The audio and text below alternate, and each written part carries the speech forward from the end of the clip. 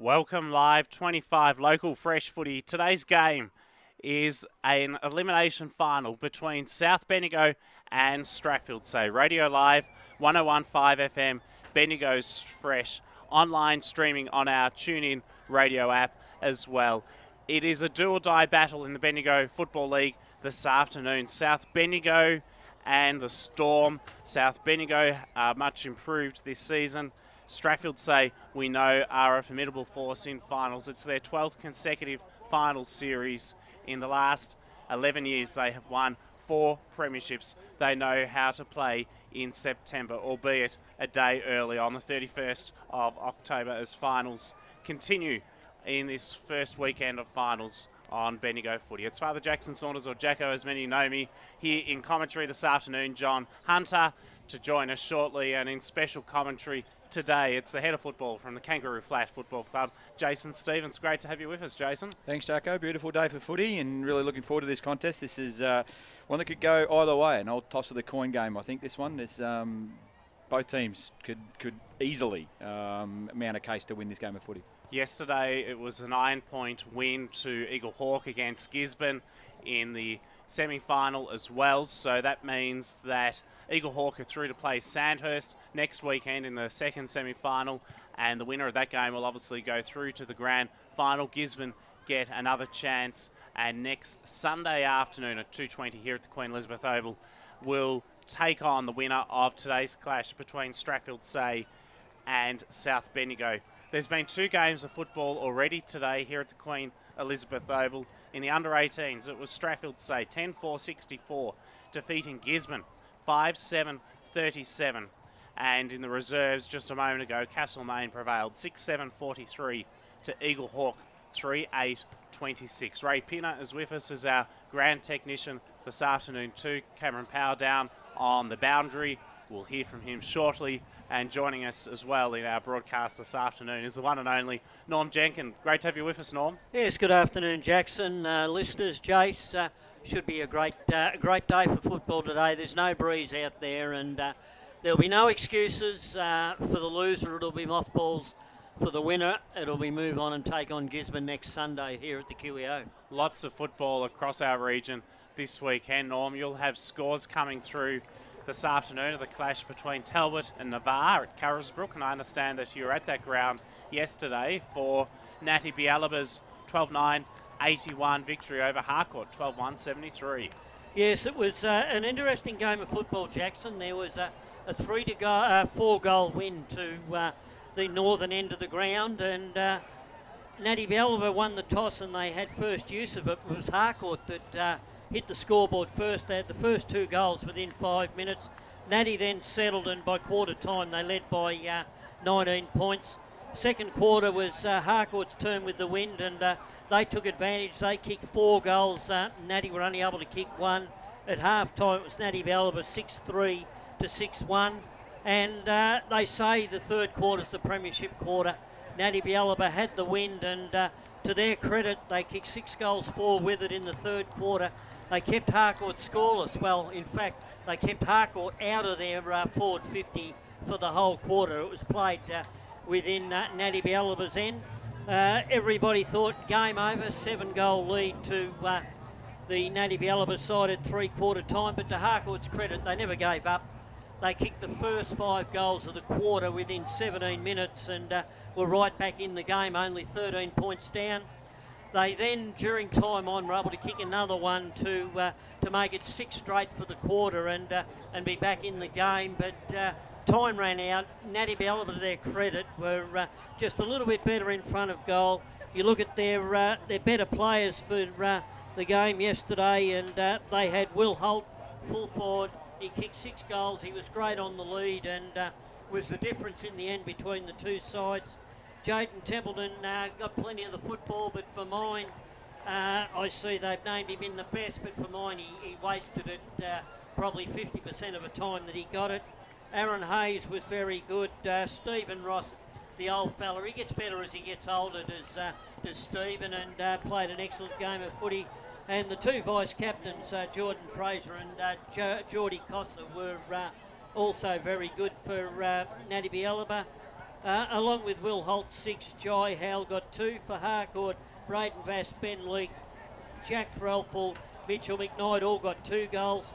Better players for Harcourt were Mark Noonan, the 2 captains, Cam Anderson and Tommy Walters, Braden Vass, Josh Hogg and Geordie Gartside. So congratulations to Natty Ballaba. They'll be off to Carisbrook again next Sunday to take on Carisbrook in the first preliminary final. And we'll have an in-depth look at half-time at football to come next weekend. There's one other game still being played today. That's in the Heathcote District Football League, and that's between Coleman Abbott and Huntley.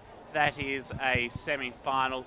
It's curtains for the loser this afternoon. Sorry, Jacko, I'm going to jump in there because I've got the Strathfieldsaye coach down here. So sorry to cut you off, Lukey Freeman. How's the nerves for yourself heading into today's final, mate? Obviously, we're well known that you're not going to be coaching next year, but excited for the finals opportunity? Yeah, that's what it's about, mate. So that's why we play footy for days like this, and it's a beautiful day. There's always nerves ahead of every game and every final, but no, we think we're ready to go.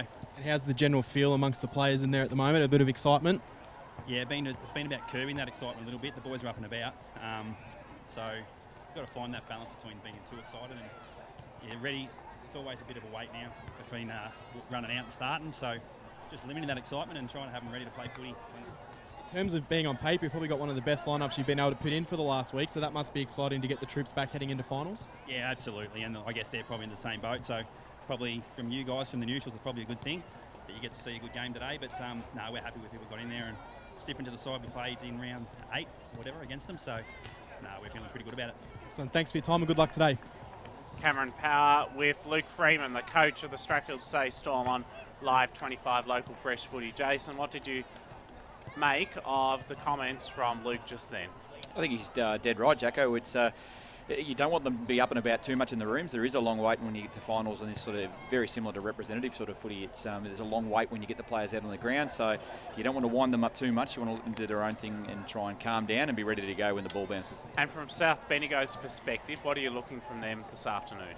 Having seen South Bendigo 3 times this year, Kangaroo Flat was our luck of the draw, copped them 3 times. They're an elite forward line. Their forward setup is as good as the competition has, and I think just looking at it coming in today, it's on some of my notes, it's the midfield battle that actually will determine the victor at the end of the day. If South can win that midfield battle underneath Crisp and get the ball into that dangerous forward line, I think they're a big chance to win the game of footy. But as I said earlier, you could toss the coin because Strathfieldsaye's forward line is equally as good. They are, and you touch on the midfield battle for Strathfieldsaye. Boat Stevens last weekend, 12 clearances, so he is one, for instance, that South will have to stop from the middle of the ground. Yeah, absolutely, and that'll be interesting to see who that matchup is, because there's Haddo on the other side from South Bendigo, who will be a very similar type of player that will accumulate a lot of the footy as well. So be interesting to see if they go with matchups in there.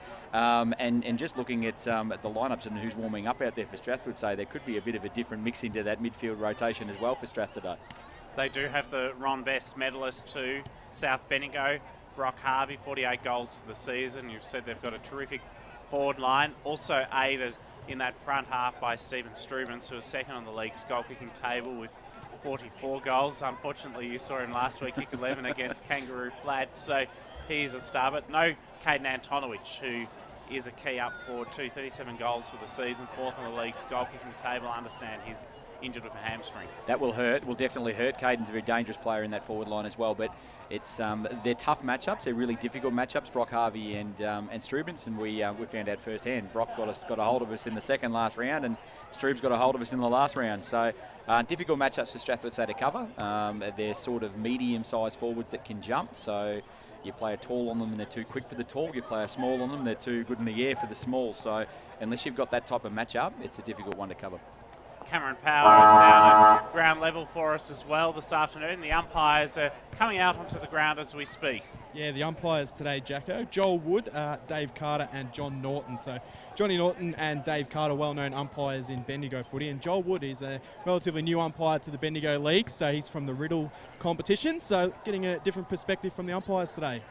Great insights there, Cameron, and the conditions so far. Yesterday I was down on the boundary, and Billy Evans, who's just walking past us now, actually was consulting me as to which way he should kick, because every 10 seconds or so the wind was going in different directions. It's not as breezy out here today as what it was yesterday. I know yesterday they won the toss and kick to the Barnard Street end. I'm probably going to suggest they're going to go to the City end if they win it today. Probably be a 1 or 2 goal breeze at that, I reckon, though, Jackson. The boundary in front of the grandstand here, though, is quite choppy, obviously with the rain we've had during the week, but the rest of the ground's in magnificent conditions, so might be a case of them avoiding a few areas there as we saw yesterday. And the crowd, what's the grandstand looking like? Yeah, the grandstands will be looking about half full at the moment. Plenty of people in front of the rooms, and there was a massive crowd here, but they've all disappeared because they're all in the rooms for Castlemaine celebrating the reserves win. So Castlemaine bringing a massive following down here, so it looks a lot bigger than what it is out here at the moment. Obviously the hill to the right of you up there where the barbecue and the beer tents is quite packed as well. So a good crowd for Sunday Elimination Final footy. Well, I went to the barbecue, but not the beer tents prior to going on air. Cam, perhaps later we can, but great to have you with us. We'll come to you shortly for the coin toss and the crowd, Norm. We touched on it there. I walked from the cathedral before, not one park from Short Street all the way to the Queen Elizabeth Oval here in View Street. I understand that the Bendigo Symphony Orchestra has something onto it, the Alumbra Theatre today, so it's a hive of activity, Central Bendigo. It is a hive of activity, and it's excellent that Bendigo can put on these things. We can have sport on the Oval, we can have something on in the theatre, we've got the art gallery over there too. So it's excellent for football. But you mentioned that Castlemaine crowd, and I did notice that there was a big swelling of people on the ground as the reserves left the field, and it's great to see. It's good to see. I'm going to jump in there as well, sorry, Normie, because I got Caden Antonowitz down here. Caden unfortunately not playing today, which is a little bit disappointing for the big finals game. So hamstring, I believe. Yeah, just a bit of hamstring tightness at the moment, so we'll see how we go. Yeah. So potentially, if you do get through, you're potentially looking to come back in next week? Yeah, if we continue to win, I'll definitely be back to play finals. So yeah, it's finals. You do everything you can. So unfortunately for you being out, but a big name inclusion, Isaiah Miller, does come back into the side after missing a few games in the back end of the year. So you must be excited to get him back for what he'll bring in terms of on-field leadership. Yeah, 100%. Izzy's played a lot of footy. He's a good footballer, got a good user of the ball, so you always welcome someone like that back in your side. Who are we expecting to get a bit of a defensive role today on a couple of the Strathfieldsaye keys in Shishka? I think it's going to be our backline's rock solid, so it'll be interesting to see. Shishka's obviously a good footballer, but yeah, I think a bit of team defence down there, and the boys can generate a lot of run for us going forward. Hayden, thank you very much for your time. All the best for today for your side, and hopefully if you do get through, we'll see you out there next week. Beautiful. Thank you very much, guys. Cameron Power with Caden Antomowicz on Live 25 local fresh footy. So this game is scheduled to begin at 2:20, so we're still 8 minutes away. It's an extended warm-up. Jason, what are your thoughts on these extended warm-ups? Are they advantageous, or do they drag on a bit? From a coach, they're advantageous. You can sort of sit there and relax a little bit as well. From a player perspective, I think they do drag a little bit, and it's, like I said earlier, it's not dissimilar to what we have with rep footy when you get to your interleague sort of stuff. Middle of the year, very similar sort of thing that you come out on the ground, you have your presentations, your anthems, things like that happen. It's it can be difficult, but I think the way that both teams are warming up would sort of suggest that as well. They're pretty casual type of warm-ups that they're going through at the moment. John Hunt has been busy setting us up. We thank you for your work again. Johnny, lovely to be calling with you this afternoon.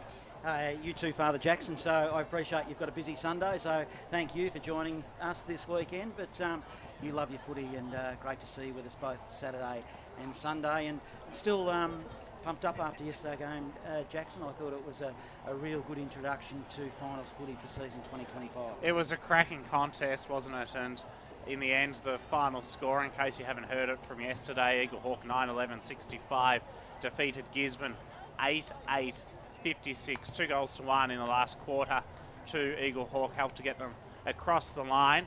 And in fact, Gisborne trailed all day until the 5-minute mark of the last term, when Matthew Merritt slotted a goal to put them in front by 3 points. And at one stage, it looked like Gisborne may run across and over the top of Eagle Hawk, but they held on. Clayton Holmes finished with 4 goals for the Hawks. What do you make of Eagle Hawk, Jason? And I suppose next weekend they take on Sandhurst, the winner of that game, and the second semi goes through to the grand final, so there'll be a lot of interest in that clash. Yeah, it's a great win by Eagle Hawk. They've been there about all the way through the season. I felt that they've been pretty dangerous outfit, plenty of depth in their group, and talent on all lines. So yeah, good result for Eagle Hawk, and to see them now they've effectively given themselves a double chance. Get through to that Sandhurst matchup next week. It'll be an interesting one to watch.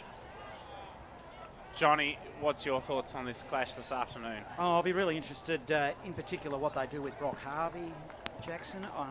You know, he's won the Ron Best medal this year. He was named on the wing a couple of games ago. We saw him. He started on the wing, but in my mind, particularly with Antonowitz out, I'd like to see him starting deep in the forward zone. But that's yet to be determined. But look, I've been on South Bendigo this year. I think that they've really improved. The coaching panel, they've got 2 coaches, of course, and Jack Fallon playing really good football. But one thing, Jason, with the Storm over the years, I've been tended to write them off every now and again when everybody else starts to think that they're going downhill, and when it comes to finals, I ain't doing it this time. So I reckon it's going to come down to one straight kick today. Yeah, I don't disagree, Johnny. I think this is it's a really good contest, and I think the bigger ground is a really interesting dynamic with this one as well. They Strathfieldsaye obviously like that bigger, broader open space, so let's see if they can take advantage. We'll head down to the boundary. Cameron Power has just observed the coin toss. Yeah, so the coin toss has been done, and an interesting one from Strathfieldsaye. Daniel Clossy out there doing the toss of the coin, so we can confirm that he is playing this afternoon, his first game back since round 1 where he did an AC shoulder injury. He didn't win the toss though, he lost it.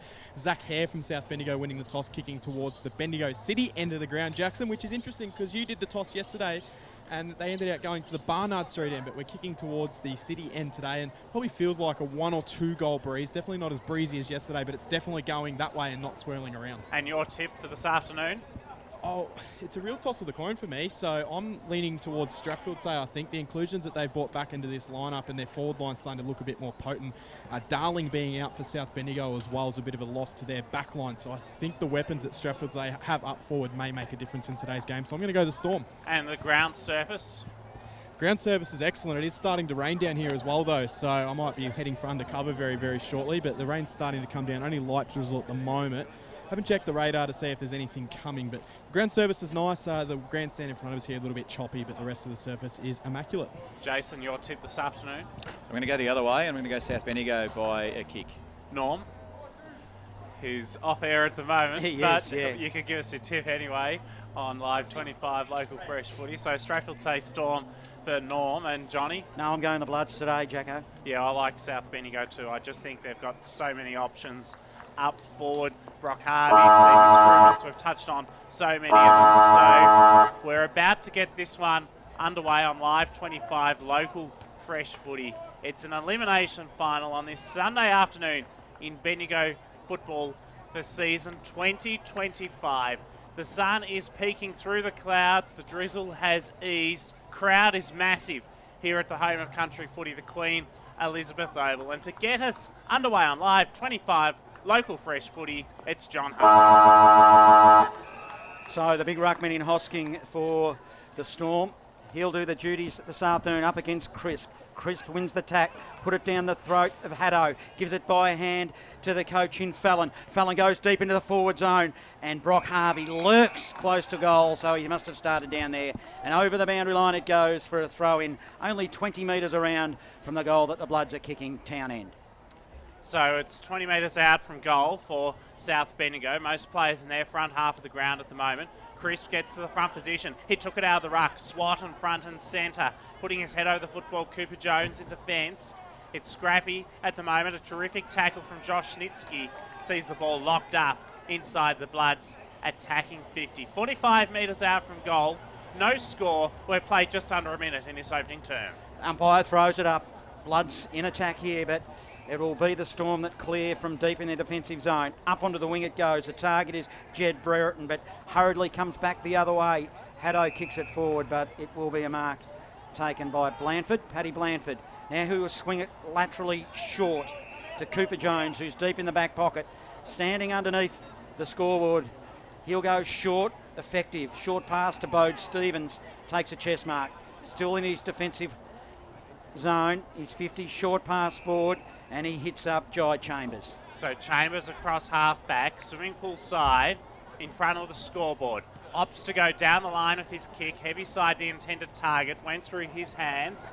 Ball comes to the back of the pack. Opportunity for Hare, and he goes short to Thomas Brereton, who's got it on centre wing, outer side, Queen Elizabeth Oval. Wastes no time. Opts to go down the line of his kick.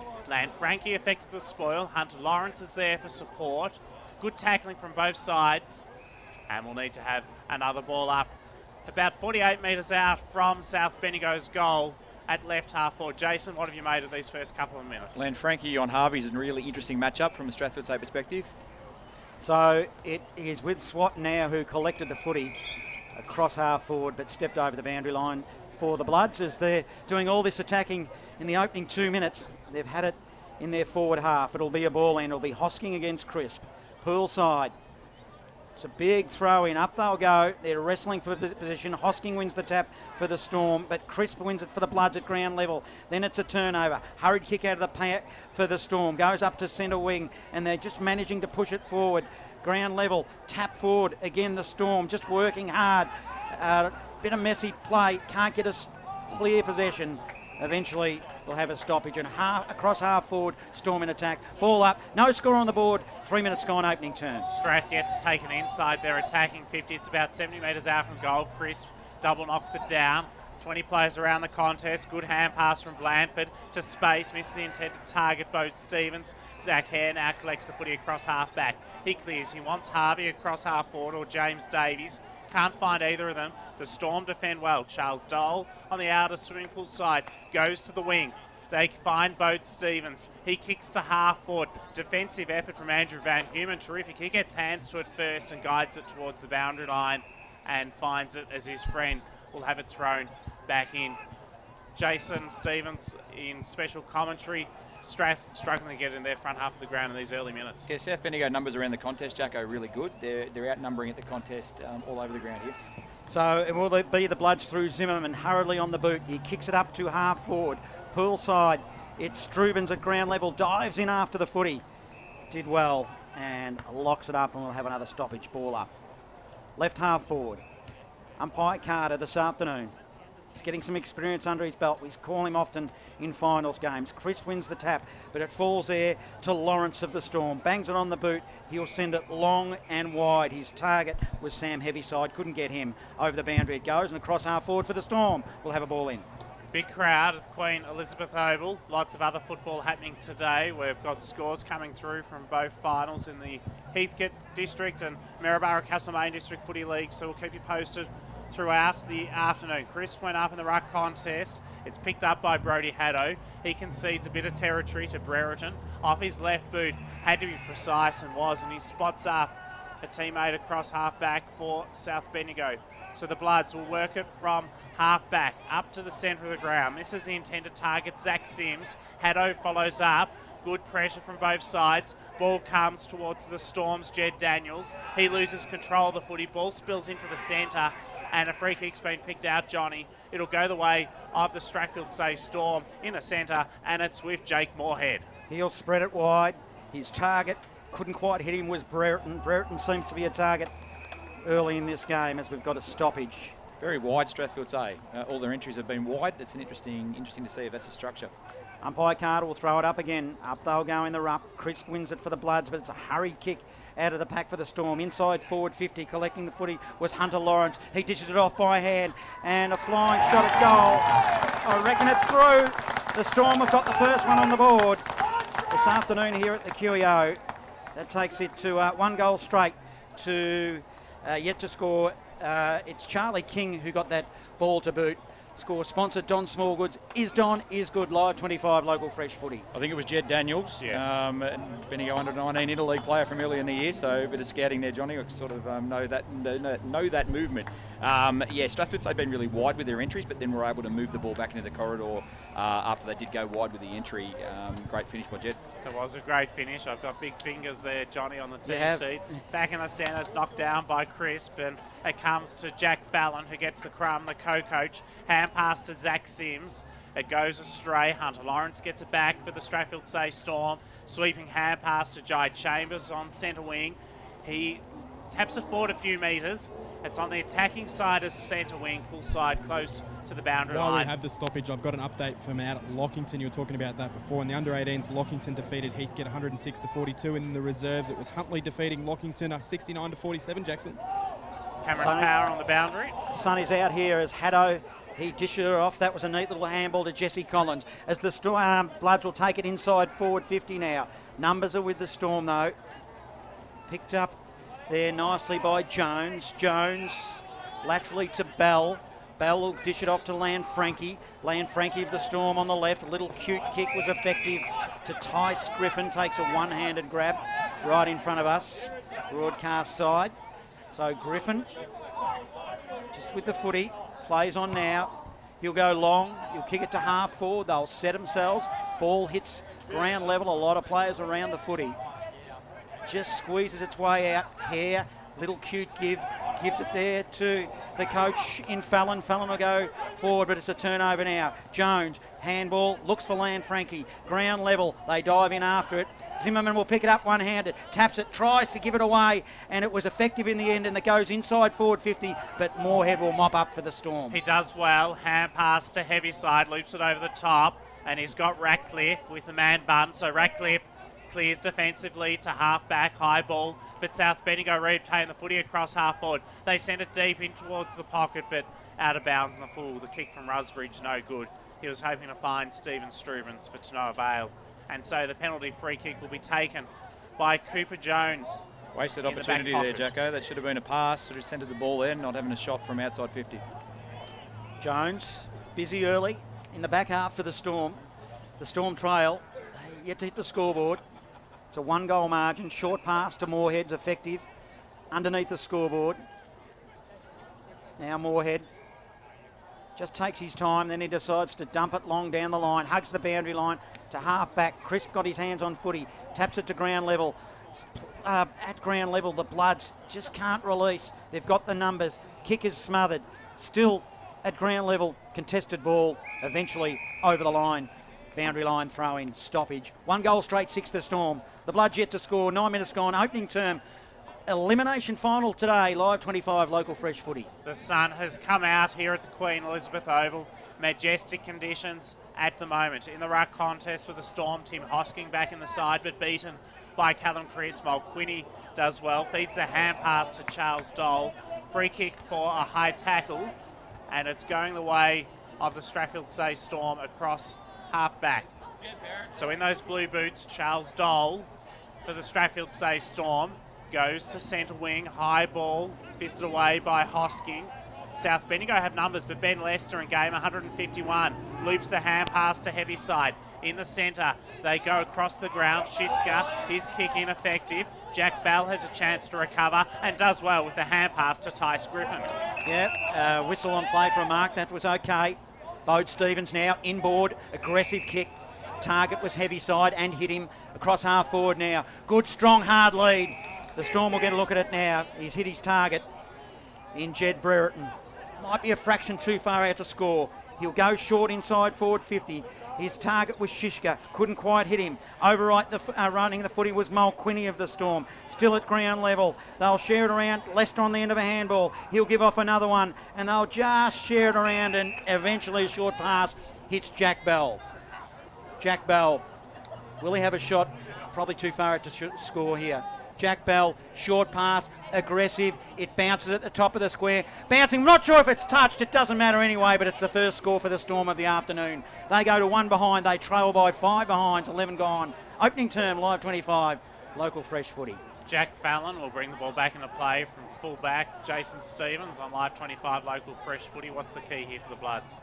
I think they need the ball in this bloke's hand. More Jack Fallon has the footy, as we just see with that kick outside of 50, the more dangerous they are as a team. It was a penetrating ball to Geddes, but intercepted by Ben Lester. Now Jordan Wilson, quick kick inside 50, finds Tice Griffin, comes out, flying shot at goal by Jed Daniels. He's missed though to the left-hand side and only a behind. So Strathfieldsaye with some early chances, but they're wasting opportunities. 1-2-8. South Bendigo yet to score. 11 minutes gone, opening term on Live 25 local fresh footy. Score sponsor, Aussie Disposals. Actually, I'll correct myself, Jackson. I gave that behind earlier to the credit of the Bloods.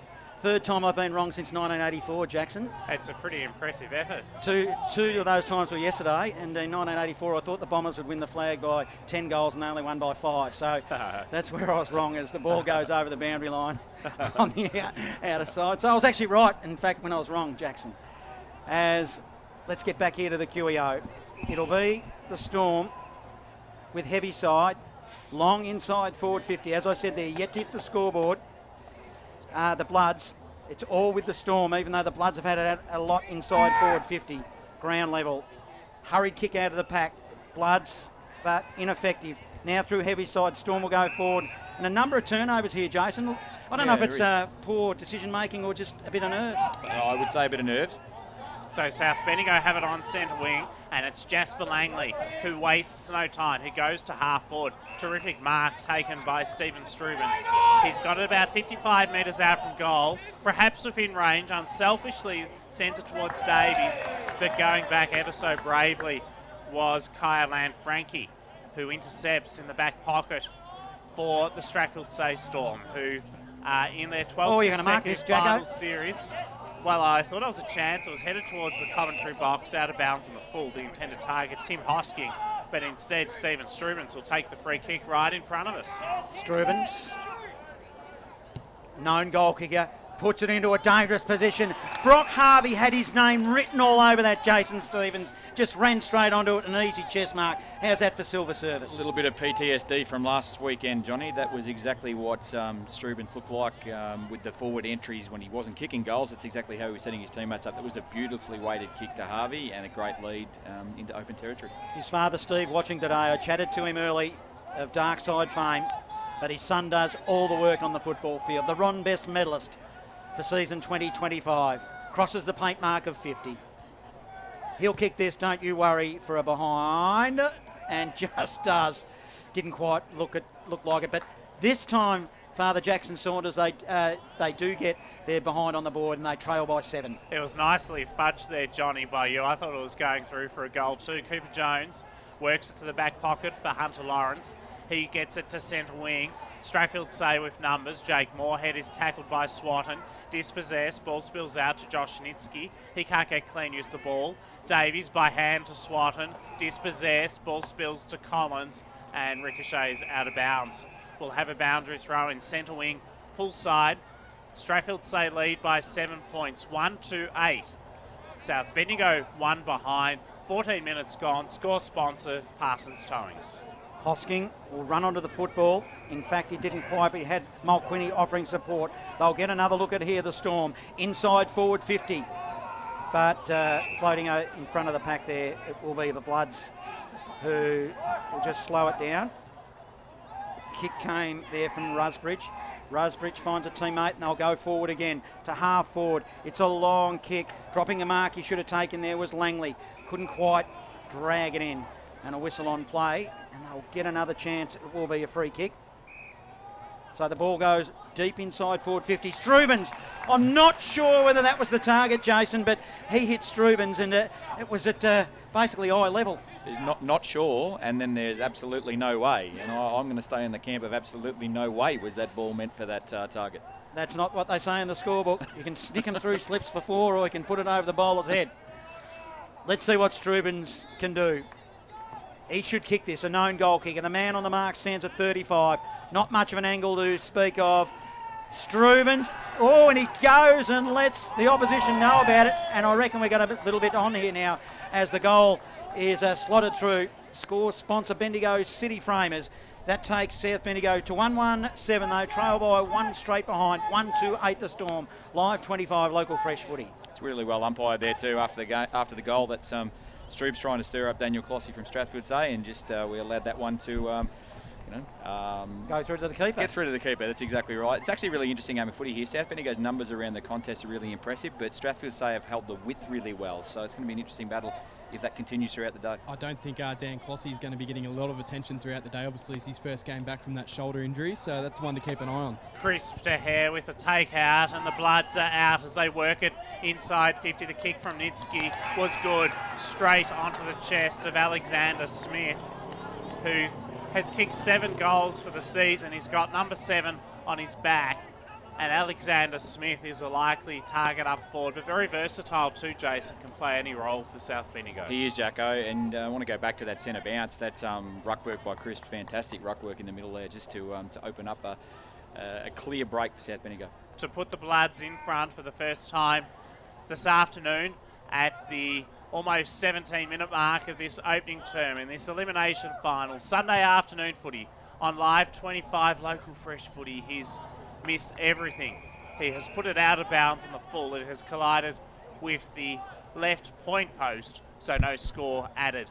It's still a 1-point lead to Strathfieldsaye as the ball will be brought back into play from the back pocket by heavy side for Tice Griffin, Hunter Lawrence, in fact, for the Strathfieldsaye Storm. He goes deep beyond 50. Hosking with a punch in there for the Storm. Offering support, ground level was Dole. They all dive in on the footy. The umpire says play on, try to get it out. They won't, and we'll have a ball up. I think where South are going to be very dangerous today is if their forwards are able to lead out at the footy. We've seen 3 chances with 3 good kicks on them, but I reckon Strath will be wanting it to be a little bit of chaos ball going inside. That might be where they're able to get South today. Cameron Powell on the boundary as Zimmerman got the tap out from Crisp. He got it forward a few metres, but then Strath attempted to clear. They didn't do so successfully. Crisp got in the way again, so he takes the free kick. They play on South Bendigo. Inside 50. Struben's the intended target. Ball fisted away. Front and centre. Opportunity beckons for the Bloods. High kick towards the tip of the goal square. Offhand. Smith front and centre. He follows up with a tremendous tackle. And we'll have a ball up 25 metres out from South Bendigo's goal. Left forward pocket. They're down by a point. Up they go in the ruck. Crisp doing all the work. Tapped it down the throat of Fallon. Fallon goes goalward and slots it to take the lead. 2-1-13 to 1-2-8 the Storm. Score sponsor Parsons Towing. Live 25 local fresh footy. And we're just about to approach time on this first term. Just a bit of individual brilliance there from Fallon. He's moved himself up onto the ball there and snapped it perfectly around the corner in a great goal from South Bendigo. Keeping a big eye on Jesse Collins down here on the bench as well. Obviously, he's missed a couple of games late in the year with a calf injury, currently getting it restrapped and a lot of work done to that. So one to keep an eye on for South Bendigo. They've kicked 2 goals in the last 4 minutes, have South Bendigo. Stephen Strubens at the 15-minute mark. We've played almost 19 minutes now in this opening term. Hosking whacks it down decisively. Zach Charles gets the clearance. He had support from Hosking, but the kick was no good. And South Bendigo intercept through Isaiah Miller. So he's got it at centre half back for the Bloods. He hesitates. He's not sure what to do. He kicks right out to centre wing. Getting the way, though, is Charlie King of the Strathfieldsaye Storm. He did well. He intercepts, loops the hand pass to Hosking, concedes territory and finds Hunter Lawrence on centre wing. Storm inside forward 50, and it will be a free kick. Chopping of the arms, it'll go the way of the Bloods. So good defensive play. They've got the momentum now. The kick, it's dangerous. It was aggressive. They've got numbers. Hurried kick, Van Human will spread it wide towards the boundary line. Handball over the top is okay. Chase Poyser. He'll go long now to half forward. Brock Harvey running onto the footy. Chest mark, right half forward. Too far out to score. His target will be Strubens. 1-on-1. Strubens got caught behind. Radcliffe did well for the Storm and claims a mark, and the taller man got it. He's been excellent so far. Goes short to Jake Moorhead across half back in front of the scoreboard. Has support out wide. That's Charles Dole. He runs it to half back, kicks to centre wing, but no good. Straight to Isaiah Miller, who steals it yet again. He's read the play well across half-back, Jason, in recent moments. Really, really brave by Miller then to come up to the ball. He left his player deep in the forward line for Strathfieldsaye, but came up with the ball and impacted the contest. Jason Stevens, the head of football from the Kangaroo Flat Football Club, joining us in commentary. They work it to half forward to the Bloods, but they've got themselves in a bit of a tangle here. Strathfieldsaye re-obtain the footy. Bode Stevens has support. Ball comes out to Jack Bell. Clever little cameo on the wing. He combined there with Tice Griffin in his 4th game. Griffin again, the old 1-2 twice. Joel Swatton courageously put his head over the football, and there was a collision of bodies there, and now a bit of a blue evolving. Nothing too malicious from what I could see, but Joel Swatton, full marks for putting his head over the football. Yeah, there might have been a glancing blow across the chin there, Jacko, from Bode Stevens, so that'll be interesting to see how we go during the week. Can't see it clearly from my point of view here, but certainly Joel Swatton not in a good way down here at the moment with the trainers. Yeah, it looks like it might be a potential jaw injury as well. The trainer's currently holding onto his jaw and testing to see if he's all right, so definitely one to keep on, but the South Bendigo boys certainly weren't very impressed with the treatment that Swatton copped then. So we'll see. It's an alleged possibility, and we just wait to see what evolves in the coming week. So free kick now. It's not going to Joel Swatton. It's going to Jack Bell. So I dare say that may be reviewed on footage that last little moment of play. So Jack Bell goes to Ben Lester in game 151, the 30-year-old for Strathfieldsaye Storm. He kicks long up towards centre half forward. It was a wobbly and ugly kick, really, intercepted by Zimmerman. He feeds a hand pass to Josh Nitsky. He sends it to centre wing, and a wonderful grab is taken. So Jesse Collins is loose on the wing. They could work it to him now. Instead, they go shorter for that man, Will McKay, who sends it inside 50.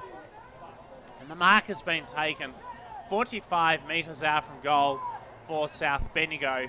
And it's James Davies who likes a goal and can kick his 8th for the season here to extend the Bloods' lead potentially to 11 points. Bit of an unsung forward, James Davies. Actually, there's a lot of work for South Bendigo up and down the ground and can create an option. James Davies for the 3rd major for the Bloods at the 23-minute mark of this term. Looks good. Goal umpire hardly moved, and he confirms the 6-pointer now. South Bendigo 3-1, 19. Lead Strathfieldsaye 1-8. Score sponsor Don Smallgoods is good. Live 25, local fresh footy. I think we can see the confidence South Bendigo has in their forward line with the way Will McKay entered that footy into the 50. Could have easily handballed over the top to Jesse Collins, who's running open in the half-forward flank.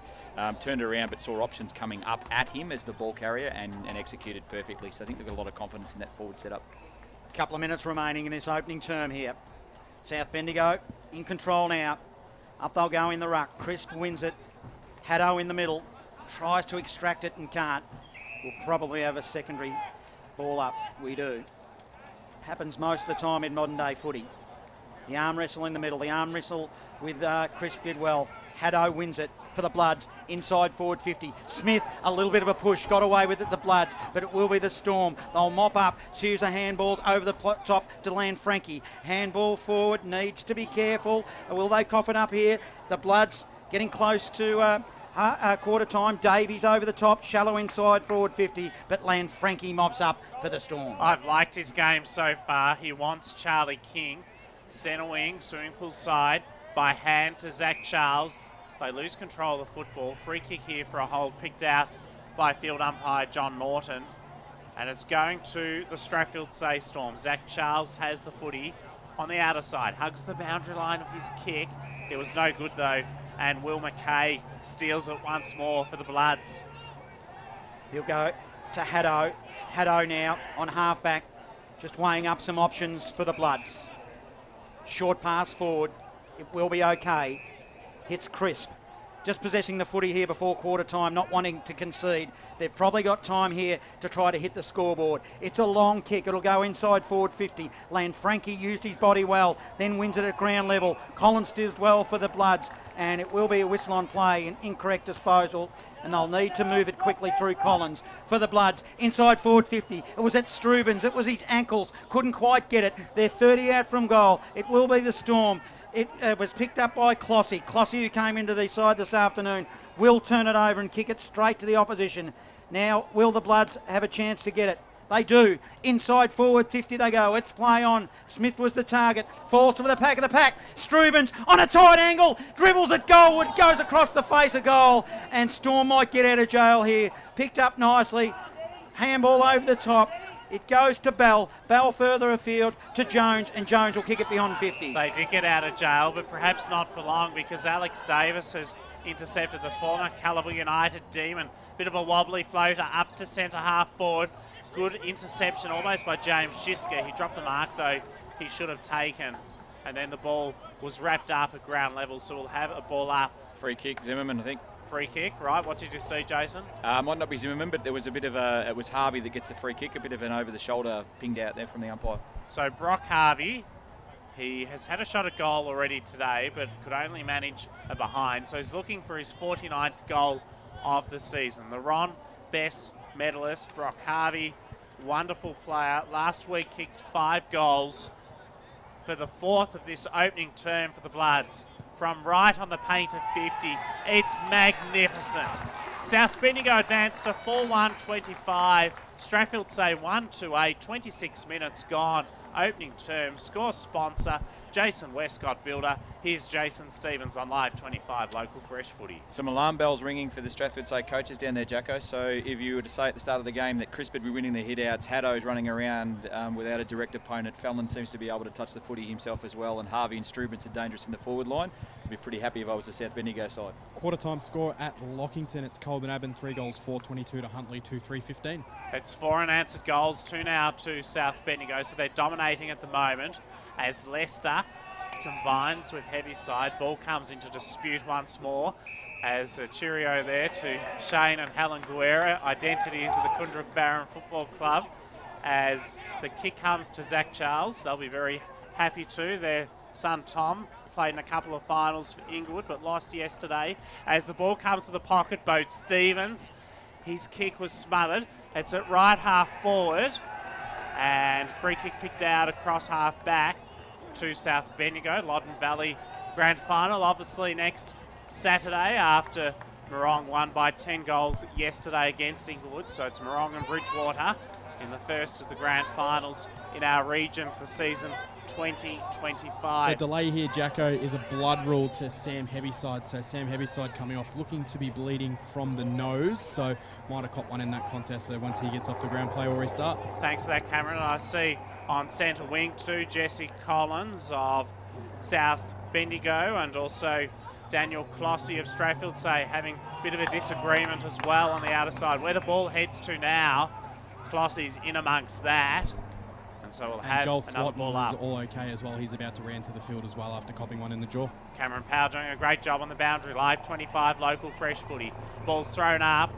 Chance for Zach Hare. Quick toe poke towards James Davies. As the siren sounds for quarter time at South Bendigo.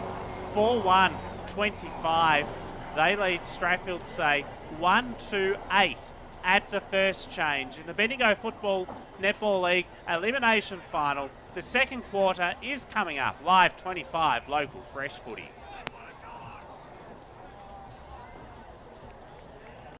When it comes to reducing pain and rebuilding strength, Kaiser leaves nothing to chance. Our university-qualified health professionals don't just treat problem areas, they design personalised training programs using Swiss-engineered machines unique to Kaiser. These machines safely isolate the affected area, test your strength, and help rebuild your muscles for a stronger and healthier life. Kaiser, physiotherapy, rehabilitation, and strength training. Building strength with precision. Let's take a look at the Bendigo Football Netball League top 5 for round 16. Number 1, we're looking for a big grab here. Dylan Hanley from Eaglehawk. How good was that? Let's look at that again, you beauty. Number 2, it's another great grab here. Bode Stevens this time puts it on his head. Oh yeah.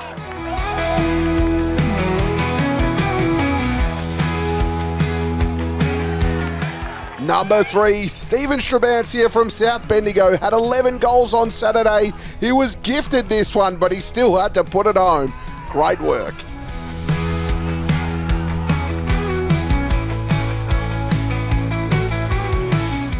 Number 4, Fergus Green was hard to stop on the weekend. He had 7 goals and you can't even catch him there. A lovely snap to thread that through.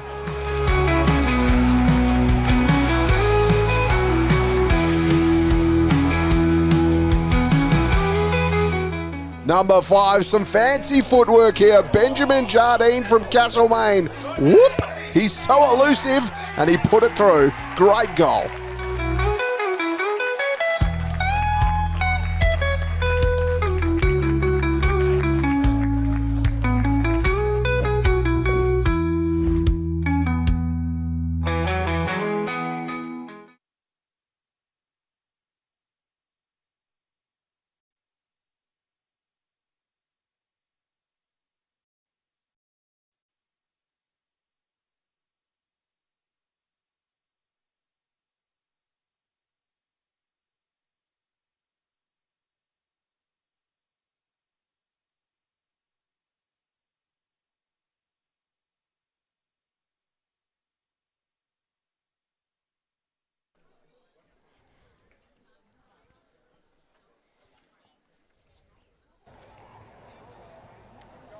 It's quarter time at the Queen Elizabeth Oval, Live 25 local fresh footy in the elimination final. South Bendigo 4-1-25 leads Strathfieldsaye 1-8 in the Bendigo Football League.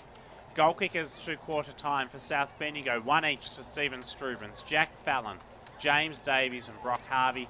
For the Strathfieldsaye Storm, their only goal kicker is Jed Daniels, who got the first goal of the game. A final score 2 in the Maryborough Castlemaine District Football Netball League reserves final today.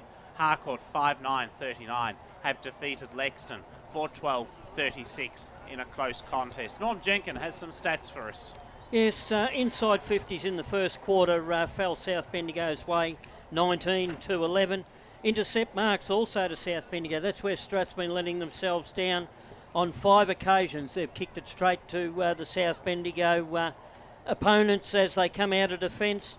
On the other side of the coin, it was Strath that were able to take 2 intercept marks down back.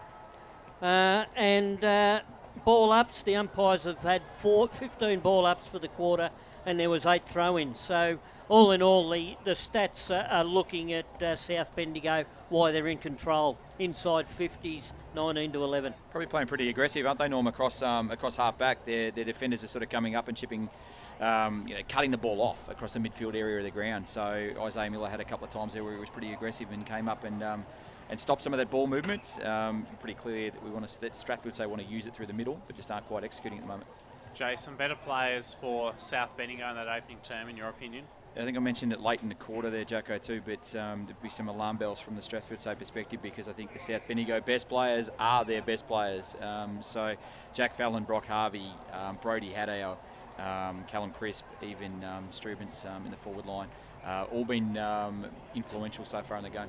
And for Strathfieldsaye, I thought Sam Heavyside was very good. I see that he's just changing jumpers. He's usually wearing number 18, but he did have a blood rule a moment ago for the Strathfieldsaye Storm, so he's just in the process of putting on his new jumper. He's now running around in the number 12 Guernsey is Sam Heavyside. Lachlan Ratcliffe down back was terrific too. I thought I was very impressed. Troy Coates down here. Sorry, Jackson, to cut you off. You must be pretty happy with the start. Yeah, good start, mate. Yeah, obviously it was a bit of a focus to come out and start well. We had a little bit of a slight breeze there too, so now we're going to have to work hard with that. You must be really impressed with how the forwards are leading up at the footy, and the delivery inside forward 50 has been pretty good. Yeah, the forwards are hitting up well, and we're opening up for them. That's a big thing too. Is that we know they're going to try and get even numbers back. That's the way they play. They work back hard into defence, so we need to move it quick to get into them. The last one, what's the main message heading into the second quarter? One quarter down, now we focus on the second. Thanks for your time, mate. That was Troy Coates. And really positive start down here. And I'm just thinking, though, they'd be really happy with the way the ball's going inside forward 50. I didn't get a chance to go to the Strathfieldsaye side of things, Jacko, but I reckon they'll be saying we need to force South to not get such a good look at it going inside forward 50 and almost create that chaos ball inside forward 50, because there's not a lot of height in that South Bendigo forward line. So that may be where they can potentially swing the game. It certainly could be. Cameron Power on the boundary, and our Match of the Day award is sponsored by Bendigo City Framers, $100 for best on ground this afternoon. So all of us are keeping a close eye here in the commentary box on the better players for both sides this afternoon. Huge crowd. They're dissipating from the field now here at the Queen Elizabeth Oval. Sun is out, hardly a cloud, well, making any nuisance at the moment, but there's still plenty of them above. And the spectator atmosphere is magnificent. Second term to get underway. It's South Bendigo leading by 17 points as we begin. Hosking beaten decisively by Crisp. Toe poke by Jack Fallon. Sends it forward about 10 metres for the Strathfieldsaye Storm. Chance now comes to Josh Nitsky. He has a flying shot towards goal. Ratcliffe, can he get hands to it on the last line of defence? He can. It's through for a rush behind. We've got a jumper change as well. Sam Heavyside has been taken out of the 18, covered in blood. It looks like a palpable broken nose. He's now wearing number 12, Jackson. So I'm sure he's a pretty tough player. He'll be back out there as soon as he can. As Jones will bring it in for the Storm. He'll look broadcast side. He'll kick it long. Target will be Brereton. Hits it ground level. Ball spills out. Now the Bloods on the end of a handball. It was Hare. Hare then gives it off to Brereton. Brereton short pass. Can't quite hit his target. Inside forward 50. The Bloods, they're beckoning here. as Storm do well eventually and tie it up, and we'll have a ball up. Directly in front. 40 out from goal to the Barnard Street end. 26 playing 8. It's the Bloods. Crisp versus Hosking. Crisp has been good. Tapped it to the opposition, however, gives it to Hunter Lawrence. Ball, he's tackled. They scream for a free kick, won't get it. Another stoppage, 49 from home. Ball up, Bloods in attack. Great to be with you, Live 25 local fresh footy. It's the elimination final in the Bendigo Football League. Lots around the contest, 45 metres away from the Bloods' goal. Crisp to the pocket. Mark has been taken. Magnificent by Brock Harvey. In the right forward pocket, hard up against the boundary line. And the Ron Best medalist has a chance to kick his 50th goal for the season, but this will test him, Jason, from about 30 metres out. It will test him, but he's generally a really good shot from tight angles, Brock, so I wouldn't put it beyond him. So he comes in with the approach. You can hear the crowd enjoying a bit of chatter in the grandstand through our effects mic. It's gone across the face. Well, it's the accidental assist to Stephen Strubens, who's got it on almost the same angle, except maybe 10 metres out, so he's closer to goal. Favourable side for a right footer. Opens up the angle, curls it around his body, and makes no mistake. He's an experienced operator, and that is their 5th. They go to 5-2-32, do South Bendigo. Strathfieldsaye 1-8. Some concerns now for Luke Freeman and the Strathfieldsaye Storm coaching staff. Score sponsor, Parsons Towing's Live 25 local fresh footy. Well, if one doesn't get you, the other will. So Strubens open on the other side. Again, another player that's really good from a tight angle. Steps out and finishes really well. They're just so dangerous in that forward line, and unless they can neutralise around the middle, they're in big trouble here, Strathfieldsaye. Bloods doing the job here. 24 points the margin in this elimination final. Crisp has been good in the ruck, but it will be the Storm on this occasion who win it out of the middle. It goes forward to 50. Still 52 out from home. Good strong tackling. Bloods, they look aggressive. They'll tie it up as umpire Carter will ball it up. Up they go. Hosking won it. Went down the throat, however, of Nitschke. He's been good for the Bloods. Ball spills into the middle. Picked up nicely by Charlie King. Tries to dish it off to Mulquinny and can't. Mulquinny's still in the contest, but the Bloods, they want the footy more. They're going to win it across half forward. Zimmerman dropped the ball he would have otherwise taken. Now it will be the Storm to mop up, but will they? Whistle on play. Umpire Carter has given a free kick, and they will be relieved of a little bit of pressure here. Free kick to Charlie King of the Storm. He's got it. He goes to half back. Finds Shiska. He's kicked to half forward. Wants Zach Charles. Kick had too much height on it for him. Tice Griffin in his 4th game overran the footy. Callum Chris got back to lend a hand. Nitschke for South Bendigo. He clears with a short ball. It's effective though, and he's found Hayden Geddes. So he's got it across half back, and he is a warrior for the Bloods every day of the week. A warrior or a warrior, whichever you like. He's under pressure down there at back, but he's doing a good job as the ball goes to the outer side wing, pool side. Stoppage, ball up. A warrior with the positive connotations, I would say. Relentless, and that's what South Bendigo are proving to be for Strathfieldsaye at the moment. Dispossessed there is Haddo.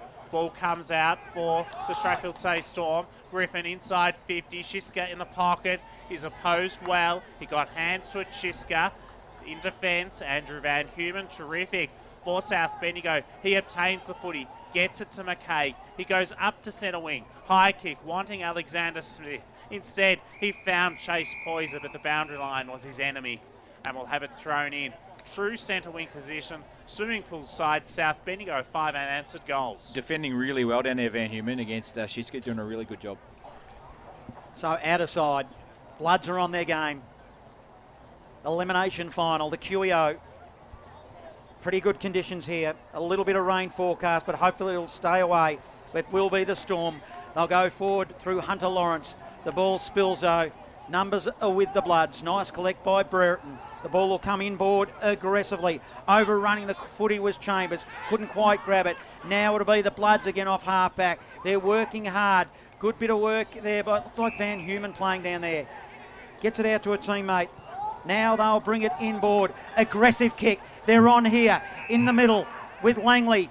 Langley further afield, kicks it into the forward zone, but the kick was ineffective, didn't reach the target, and Davies, and now will be the Storm off half-back through this man who's doing pretty good, Lan Frankie. He's been terrific, and he wants Bode Stevens, who's got 2 against him. He might beat them both, but the boundary line mightn't assist him. He gave it a great effort. He weaved 2 opponents inside out, but the ball just bounced over the line, and we'll have a toss back in right in front of the interchange gates, in front of where our man Cameron Power watches proceedings for us closely this afternoon. Ball spinning back into play from the boundary throw, and Crisp did well. Geddes, he's tackled brilliantly by Bode Stevens, who's a player, Jason, I've enjoyed watching immensely so far today. He's wonderful around the contest, isn't he? He just, cracks in there time and time again. Hosking wins the tap for the Storm. He's up against it this afternoon against Crisp, as we will have a stoppage. Right half forward, Storm in attack. Kicking to the Bendigo City end. No real advantage at the moment wind-wise. Crisp grabs it out of the ruck. Then he's pinched of it. It came from Stevens. Long kick inside forward 50. Shishka is front and centre. Receives and bends it goalward and puts it through for a well-needed goal for the Storm, which takes them to 2-2-14. They trail 5-2-32. Score sponsor, Aussie Disposals. Live 25 local fresh footy. We've gone 7.5 minutes in this second term elimination final. Shishka only needs a sniff of an opportunity, doesn't he? It's only he hasn't been able to catch it in the air on the way down there today so far, but then that's just an opportunity to sort of crumb across the front. And a beautiful snap for goal. That's certainly a much needed goal. It's a positive signs over the last 5 minutes. It's 18 points the difference now, still in favour of South Bendigo. That's Strathfieldsaye Storm's second goal of the contest. It's 1 apiece now in this second term. In the middle, Jesse Collins gave the don't argue, managed to get the hand pass out, but it's stolen by Stevens. Kick inside 50, may sit favourably for Tice Griffin. Can he run onto it? He's got hands on it. He's paddling towards the pocket. Free kick, hold. It'll go to Strathfieldsaye. Tice Griffin, the recipient. So Tice Griffin has the football. I think the umpire's always going to pay that one when they see the jumper just being stretched out a little bit there. So didn't look like a lot in it, but certainly a free kick when the jumper is stretched. Cameron Powell, if inside there at ground level, and Jason, this would be an almighty kick from hard up against the boundary line. Well, it was commentator cursed last time, Jacko, so I might not say anything with Tice having a shot here, but it's a difficult pocket at the Curio to kick a goal from. Well, he's kicked 4 goals in his first 3 games of senior footy. Tice Griffin, awkward side for a right footer. It'll fall at the tip of the goal square. Off hands, crumb, potential, no, rush behind. So 2-3 plays 5-2, 9 minutes gone, second term. Miller will bring it in for the Bloods. He'll look to the pool side. They did it all day yesterday. They seem to love to kick it out there from the city end. Miller feigned a handball, then ran. It wasn't copped a ball. It was awkward. Now causes a contest. 50 out from the Storm's goal. Lawrence overruns the footy for the Storm. Ball spills in the direction of Griffin. He gives it off to Jones. Jones short inside forward 50. Hurried kick off the ground. Further afield. Picked up nicely by Brereton of the Storm. Then he loses it. Offering support, Griffin. He tries. Then he picks it up. Will he? Won't, because the whistle has been blown. And a free kick, not sure what it was for, and it goes the way of Miller of the Bloods. So Isaiah Miller with the football, and he's found Zach Hare, the skipper, who's got it across half back. So he chips it over the top and finds Anthony Zimmerman, who quickly sends it to centre wing. Joel Swatton, opposed beautifully by Sam Heaviside. It's fisted down. Alexander Smith's hand pass creative. He finds James Davies. His kick no good. And it's straight to Hunter Lawrence, who intercepts for the Strathfieldsaye Storm. He'll go laterally, hits his target in Jones. Jones now on the left, short pass, Mulquini receives. Half back, he'll go laterally, Hunter Lawrence. Back to where it's all started, broadcast side. In the grandstand, a lot of people in this afternoon for the elimination final. Lawrence of the Storm, half back, he goes looking for Brereton, who slipped over. Chris floats in there, and for the Bloods takes a pretty safe mark across half-back. He's been excellent today, Jason, hasn't he? He has. He dropped back and supported his defence really well, and I think he's winning the hit-outs. Callum Chris, called to play on by the field umpire, goes to half-forward. And an interesting marking contest but it has been claimed by Ben Lester. James Davies tried to con the umpire that it was his. So Clossy receives off Lester. Clossy's kick from half-back to half-forward. Alex Davis, terrific, did well. Gave the hand pass to Davies. Then he went to that man in Josh Snitsky. His kick no good, and it's stolen by Cooper Jones at half-back. Jones, a candidate for our Bendigo City Framers sponsor award, $100 voucher. Gives it neatly to Brereton. It was a good short pass. Then diving in, hit him on the chest. Blandford couldn't quite drag it in. He might get a free kick anyway. A little bit stiff, that one come off his foot and went out of bounds on the full. Certainly not intentional, but yeah, definitely out of bounds on the full. Blandford plays on for the Storm. Shishka, he was retarded, wasn't he? He was held without the footy. Then he just pinches it, one-hander, then goes goalward, deserved a goal. Didn't quite make it for a minor score, which takes the Storm to 2-5-17, 5-2-32. We've travelled 12 minutes in this second term. So 1 goal, 1 to James Shiska 16 now. rather, sorry. Jackson, Jesus. They were hard on it in the scoreboard then. They were. So Zach Hare from full back goes a penetrating 60-metre kick all the way to half back. And the mark has been taken on the outer side by Isaiah Miller in those yellow boots. So he considers various options. Miller's called now to play on by John Norton.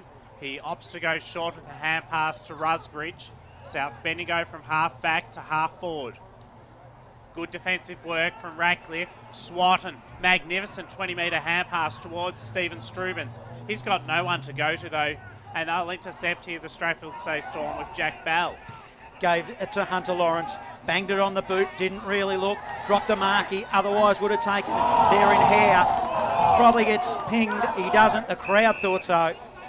They got pretty vocal in the grandstand there, but it will be a dead heat. So a stoppage, true centre wing.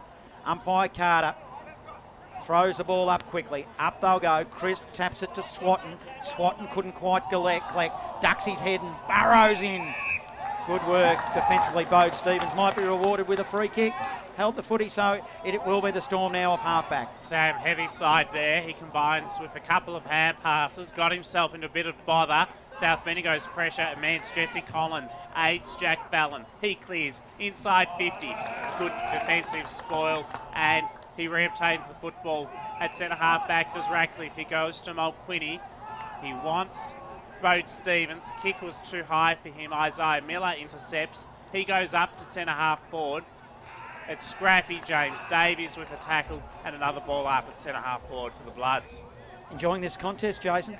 Yeah, it's a good contest at the moment, isn't it? It's I think South Bendigo probably need one here to settle a little bit. Strathfieldsaye has had plenty of the footy in this last 10 minutes. Yeah, let's see what Chris can do in the ruck. He'll try to put it into Haddo, but they've got the numbers. McCaig eventually on the end of a handball. He'll go long, deep. Hunter Lawrence, big fist for the Storm, did well. Fist it to Mulquinny. Mulquinny goes over the top by hand.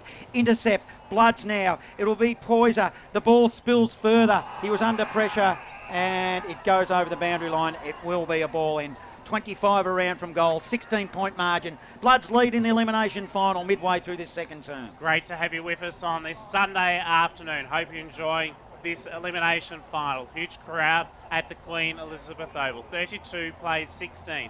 15 minutes gone, second term. From the boundary throw-in, he did well, did Ben Lester in the ruck, but he couldn't tap it to anyone's advantage. So we'll have a ball up 25 metres out from South Bendigo's goal. So a goal apiece in this second term after South Bendigo kicked 5 unanswered goals. Strathfieldsaye got the first goal of the game. Brereton's hand pass went to Swatton, who was wrapped up in a tackle, and we'll have another ball up. In attack here, Bloods, they're not capitalising. It'll be Crisp in the ruck again, who wins it against Leicester on this occasion. But Hunter Lawrence, he's dominating. Handball beyond 50. There's no one home. It's all Bloods through Poyser. But again, the pressure is immense by the Storm in that back half. And the ball is jarred towards the boundary line and over it goes. As the local bikie goes past in the effects, Mike, we'll have a ball in. 50 from goal. Bloods in attack. 32 playing 16, they lead, 16 minutes gone, second term. In the ruck contest, it's Leicester who was out-muscled by Chris. Front position, it was Haddo. Heavy side there too, little toe poke. came from him, and a free kick's been picked out by John Norton at the bottom of the pack. The Strathfieldsaye player was caught high, and Sam Heavyside, who gives it everything. He always does. So Sam Heavyside for the Storm from half back to half forward. He wants Bo Stevens and gets him. He had 12 clearances last week. He's a mighty player, 16 goals for the season. 2 to half forward, Charlie King. 2 kicks out from goal. Couple of options present to him. One of them's Riley Mulquinny. Kick had too much height on it for him. It's in the right forward pocket. He keeps it alive. Combines with Jake Moorhead. He has a shot at goal but misses to the right-hand side and only a behind. 2-5-17. So they've wasted some chances, Strathfieldsaye. Same amount of scoring shots as South Bendigo, but reverse it for them. They're 5-2-32, 17 minutes gone, second term. Thomas Brereton kicks it in short. It's effective. Finds Fallon. Fallon short pass forward. That's okay as well. He found Langley. Langley further afield. So a couple of neat possessions here. In fact, that wasn't a mark by the Bloods. It bounced. It was one of those half volleys. Trying to claim it there. Couldn't, was Geddes, and we'll have a ball up. Cross half forward. Storm through Leicester. He's against Crisp. He's up against it. Ground level. Geddes might get one for too high for the Bloods. He does, and across half back gets the free kick. Geddes just assesses options. Hope you're enjoying the broadcast on this Sunday afternoon. Live 25 local fresh footy. Kick to centre wing is good. And he spots up a teammate there on the wing in Jack Fallon, the co-coach. Penetrating kick. Wanted Haddo. Stolen though in defence by Strathfieldsaye Storm, and it works its way out to Jack Bell in those orange boots. So Bell, his kick, not the most pretty. Will it work out? It won't initially. Zach Charles gets himself a bit of a tangle. It's right in front of our broadcast position. Tice Griffin was good, weaving his way through the traffic. The execution, the only problem. Straight to Joel Swatton, who was gifted the ball for South Bendigo. It's a good pass. It's effective. He's spotted up his target with Smith. He's got Fallon running shotgun, runs a long way, then decides to handball it forward to Hare, goes inside for 50 and can't. Might have in fact been Strubens, but the Storm lucky on that occasion. Quarter time update from the MCDFNL.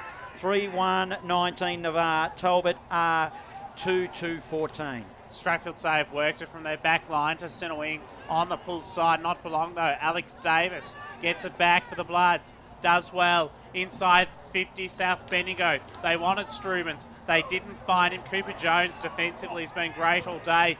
Brock Harvey, though, gets it back. He snaps around his body gold. Zimmerman is lurking. He's dangerous. He's always thereabouts. He gets boot to ball. He snaps. Gold. It's high. It's long. But it's just to the right-hand side and only a behind. 5-3-33 South Bendigo. Strathfieldsaye 2-5-17. Score sponsor, Aussie Disposals. Radcliffe will bring it in. Goes into the pocket short to Dole. Charles Dole deep in the back pocket. In the shadows of where the old South Bendigo social rooms used to be. There's just vacant land there now. Dole, kick, makes his teammate in Bell work. They are under pressure here, the Storm. Right on 50.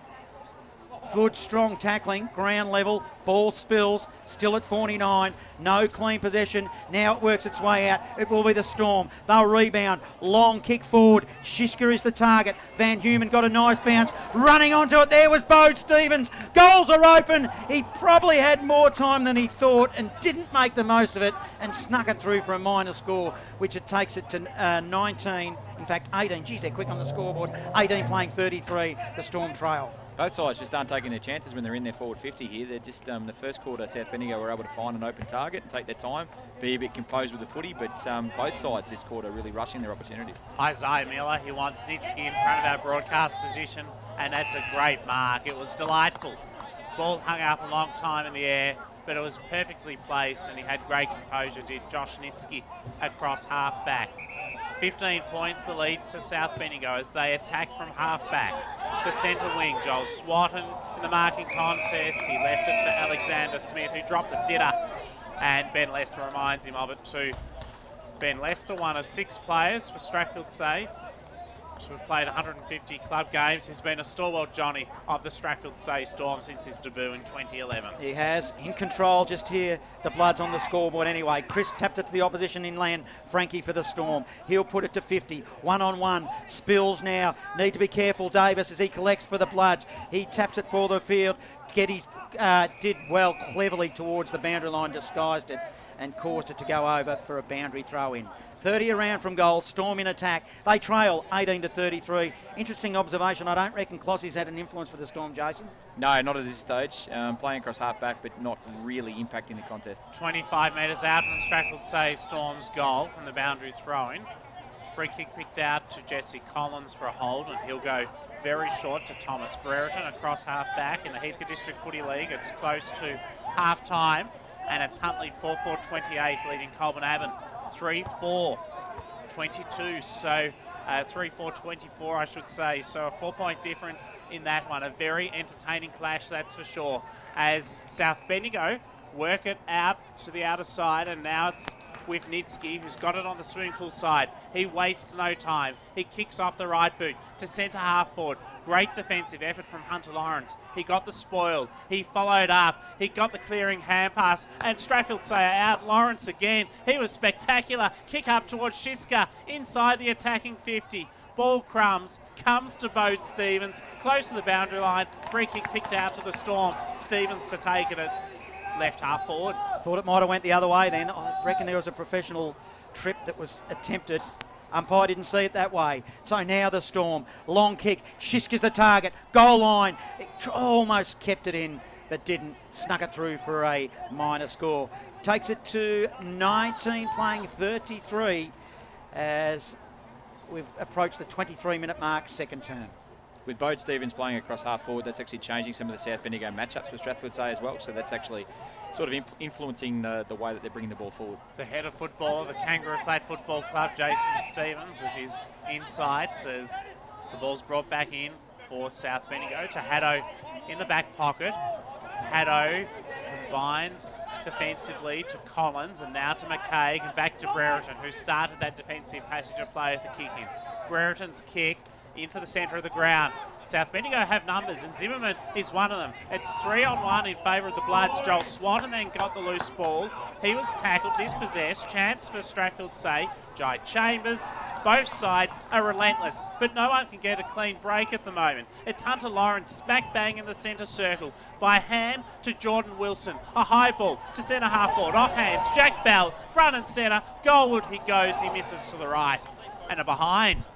Gee, they have had their chances. 2-8 Strathfieldsaye. 20. They trail by 13 points. 5-3-33. So two more scoring shots, Jason. Yet they trail by 13 points. A lot of play down this end of the ground too, isn't it? The commentary box end of the QEO. There's a heck of a lot of the game is actually being played in this half. The Breeze is definitely playing to this end, and they haven't been able to capitalise. That's 1-6 this quarter now, whereas South were able to kick 4-1 in that first quarter. So they use the Breeze a little bit better in terms of accuracy in front of goal. Hare plays on quickly from fullback. He goes pool side, intercepting mark, heavy side. That nose looks sore from here. He's got it blasted. He's got a target inside forward 50 and hits it, and they need to convert. Charlie King has got a chance to really tighten up the margin. That's what they've missed, isn't it? That's that hit-up target, and it takes a really good composed footballer in Sam Heavyside to actually find that target, and now they've got a set shot at goal, which is one that's desperately needed. Just beyond 50, pretty tight angle. Scoreboard side. You cross the paint mark of 50 as I speak. It'll be a good kick to kick a goal from there. Let's see what he does. It's long and strong and high, and a goal. Boy, oh boy. Goal umpire did not move to tighten the margin right up here at the QEO in this elimination final. 3-8-26 now. The Storm trail 5-3-33. Scoreboard sponsor Parsons Towing in Castlemaine. Live 25. Local fresh footy. We've gone 25 minutes second term. I didn't want to put the commentator curse on Kingy then, but a beautiful user of the footy. Played in the league for Bendigo earlier in the season and can play in multiple different roles at the moment. Sort of floated across the half forward from his wing there and beautiful finish that Strathfieldsaye desperately needed. That's the first goal we've seen in this contest in 18 minutes too, since James Shiska got the last goal for Strathfieldsaye at the 7-minute mark 18 minutes ago. 25 minutes gone, second term. Back in the centre, Rusbridge got the hand pass out. Brereton was caught high and Bit of a blue between Brereton and also Strathfieldsaye Zach Charles, but that has evaporated. So the free kick will be taken by Brereton. He's kicked 4 goals this season. He's got it at centre-half back, and he concedes territory to Jake Rusbridge, the only man inside Strathfieldsaye's attacking 50 at the moment. He clears for the Bloods. 2 half back. South Bendigo work it to centre wing, and they've got it now on the pull side. So a chance for the Bloods as they look to work it down the line. A long kick came from Jack Fallon up to half forward. Alexander Smith, the intended target. Stoppage of Oles, and we'll have a ball up, Johnny, about 45 metres out from the Bloods goal, who have not goaled since the 2-minute mark of this term. They just need to wrestle control back. Zimmerman is in the area, but defensively Sam Heavyside did well and put it over the boundary line. As the Bloods are inside forward 50. Haven't looked really potent at all in this second term, Jace. They haven't, and those alarm bells that I mentioned in the first quarter have all been put under control. So the dangerous South Bendigo players aren't influencing the contest anymore. Ball in. Hosking versus Crisp. Crisp front position for the Bloods. Taps it in front of him. All tied up. Stoppage.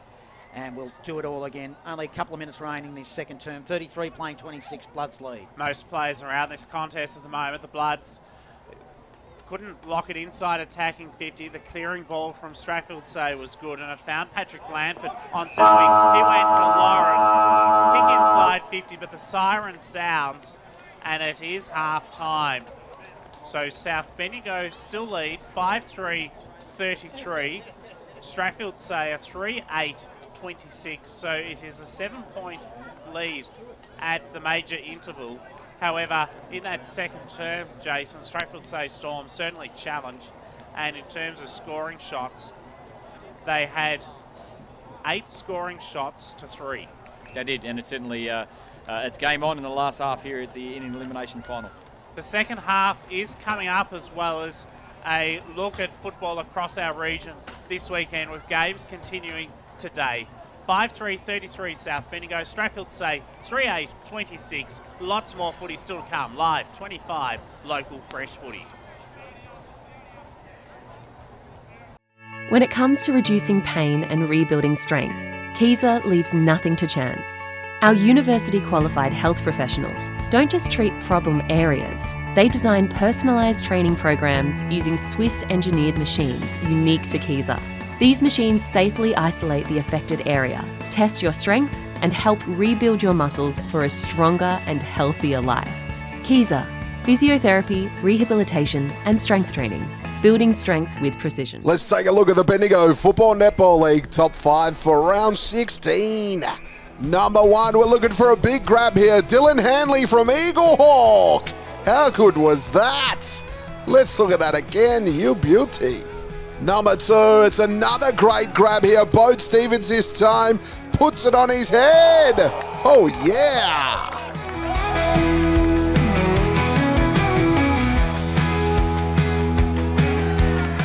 Number 3, Stephen Strabance here from South Bendigo. Had 11 goals on Saturday. He was gifted this one, but he still had to put it home.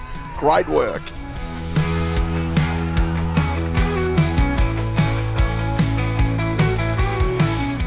Number 4, Fergus Green was hard to stop on the weekend. He had 7 goals and you can't even catch him there. A lovely snap to thread that through.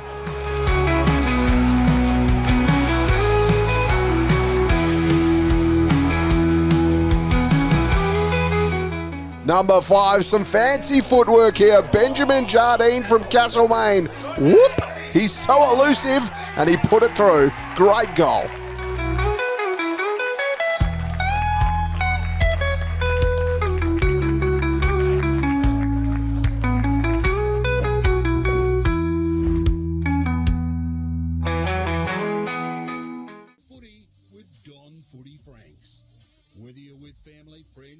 Matchday crew, nothing beats cheering on your team with a delicious Don Footy Frank in hand. Go straight down the middle with sauce and mustard, or work it out wide with a bit of cheese and onion. Whatever your play, fresh and local sponsored Don Footy Franks are made for footy. Is Don, is good. Bendigo business sponsor. Bendigo bearings will keep you rolling. Go, Bendigo bearings will keep you rolling. If you're in a fix, we'll get you rolling quick. You can rely on us, we're the people we trust. Go, Bendigo bearings will keep you rolling. If you use public transport, you've probably already downloaded our Community Radio Plus app, so you can enjoy this station on your commute. But a few listeners, like Sue here, hi Sue. Do I know? Still haven't got around to doing it. Phone please. Okay. See, now what you can do is you can listen to us on the go and help support us by sharing the station with your friends. Okay. It is that button there. Oh, wow. Thanks. No worries. So, get on board and download the Community Radio Plus app for yourself. Fresh Bendigo weekend weather sponsored by Dunstones Brother Plumbing and Roofing, offering same-day service for emergencies like hot water replacements, blocked sewers and burst pipes. All work is guaranteed. Go online for A details. possible shower Monday for Bendigo, down to 3 and a top of 15. A possible shower Tuesday, 3 low overnight and a high of 13, and cloudy Wednesday, a low of 5 with a top of 17 degrees. Our focus at Bendigo's Fresh FM. More local information, more of the songs you haven't heard for ages. Your music, your station, local first. Bendigo's Fresh FM. We are keeping it fresh. Your local station, Bendigo's Fresh, 101.5 FM. It's half time and I hope you're enjoying today's live Bendigo football match. Footy Fresh Central Victoria's local station has for more than 35 years broadcasted local live footy. Please support the local businesses that you hear during this broadcast, as it's local businesses that support your community football. After local band Darkside's weekend song, we return with more live Bendigo football. Heading down an open highway, those that seek and those that find, hidden fears fire back at me. Same cold shivers racing down my spine. There ain't much that I remember. I sleep until the afternoon, waiting for the weekends to come round. Another crowded, smoky hotel, stuck in this dead-end town. Nameless heads and nameless faces. They can try, but they won't bring me down. There ain't much that I remember. I sleep until the afternoon, waiting for the weekends to come round. To come round.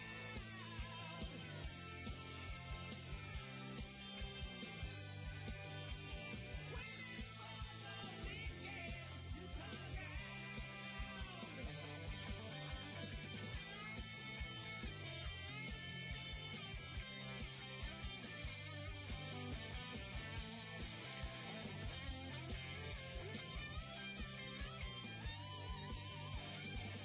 Heading down an open highway, those that seek and those that find, hidden fears fire back at me.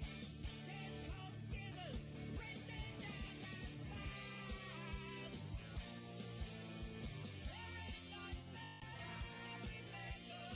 I sleep until the afternoon, waiting for the weekends to come round.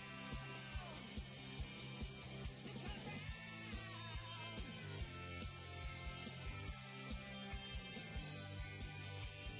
Waiting for the weekends to come round. Waiting for the weekends. Waiting for the weekends.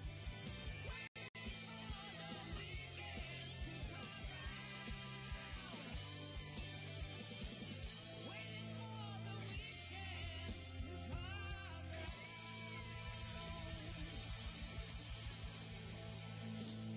Doing it for our community. Local first. Bendigo's Fresh FM. Third quarter sponsored by Lauki Flour Mills. local footy sponsor, more live Bendigo football. And now it's time to fire up delicious Don Footy Franks. They're made for the footy. Is Don, is good. Live 25 local fresh footy, and it's half time here at the Queen Elizabeth Oval in the elimination final, and South Bendigo lead 5-3, 33 to the Strathfieldsaye Storm, 3-8, 26. Father Jackson and John Hunter with you in commentary, Jason Stevens in special comments this afternoon. Cameron Power is down on the boundary, Norm Jenkin alongside us with some statistics as well, and Ray Pinner is our ground technician. Wallace Teasdale here as well at the Queen Elizabeth Oval. Goal kickers to the major break for South Bendigo: 2 to Stephen Strubens, 1 to Jack Fallon, Brock Harvey and James Davies. And for the Strathfieldsaye Storm, all single goal kickers: 1 to James Shiska, 1 to Charlie King and 1 to Jed Daniels. Norm Jenkin, you've been keeping an eye on some statistics. Yeah, well, what have you noted so far? The big thing in that quarter, Jackson, was that South Bendigo went into their forward 50 early, but on 5 occasions they were intercept marks to Strathfieldsaye. The Storm have put the pressure on them, and the balls had to go in long and high, and Strath have had the advantage of the marking there. It was 13-10 in Strath's favour by the end of the quarter.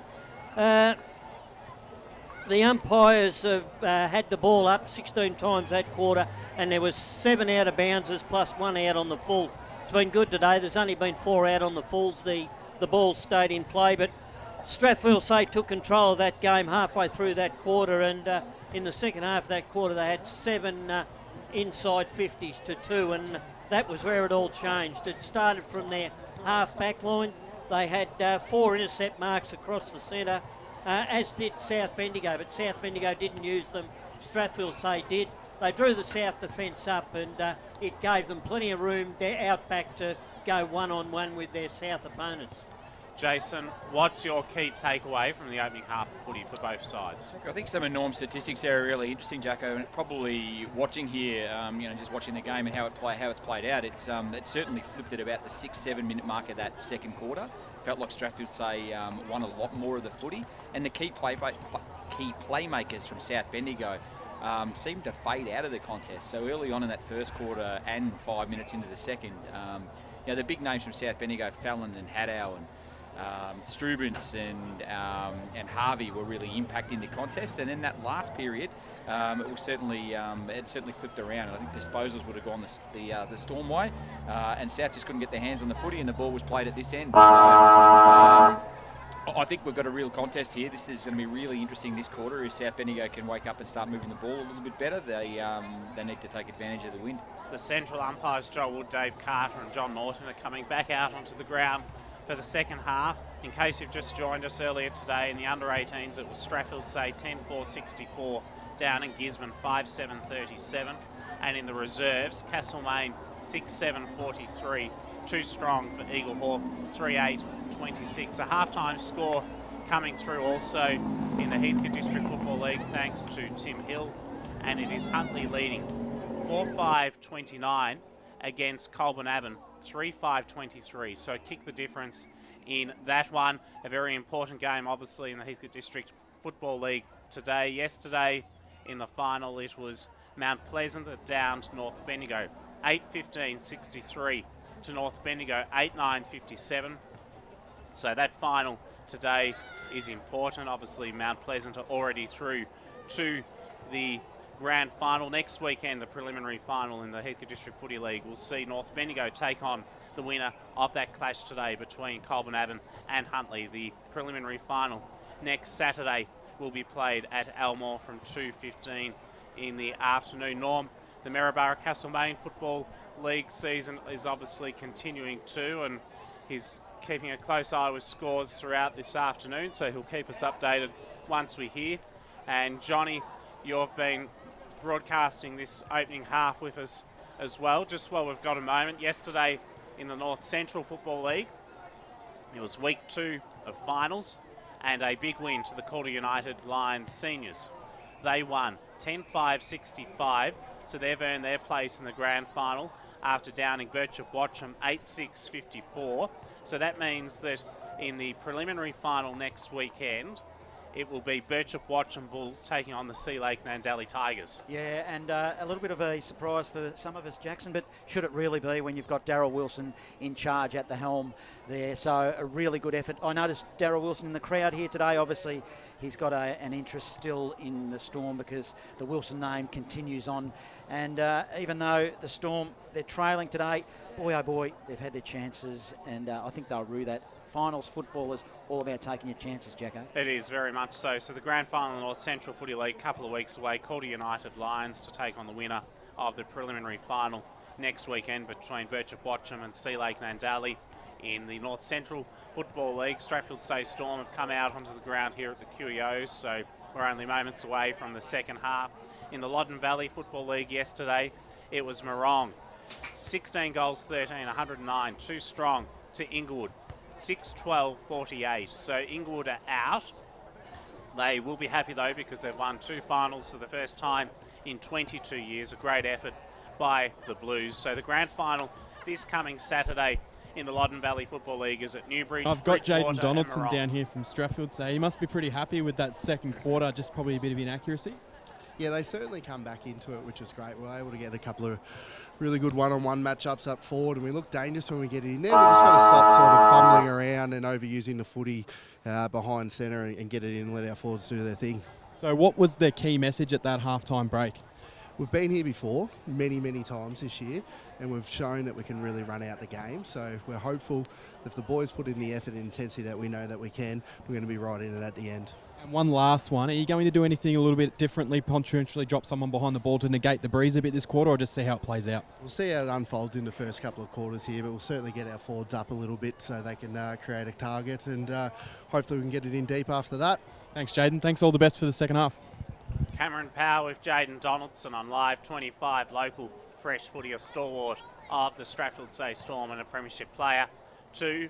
And in the Bendigo Football League yesterday, it was a 9-point win to Eagle Hawk against Gisborne. So that means that next Saturday, the second semi-final sees Sandhurst against Eagle Hawk, and then the first semi next Sunday will be between Gisborne and the winner of today's game. So Jason, I'm sure if you were here at the Queen Elizabeth Oval today as an opposition coach, still in finals, you'd be paying close attention to both sides. What would be the key thing you're looking for?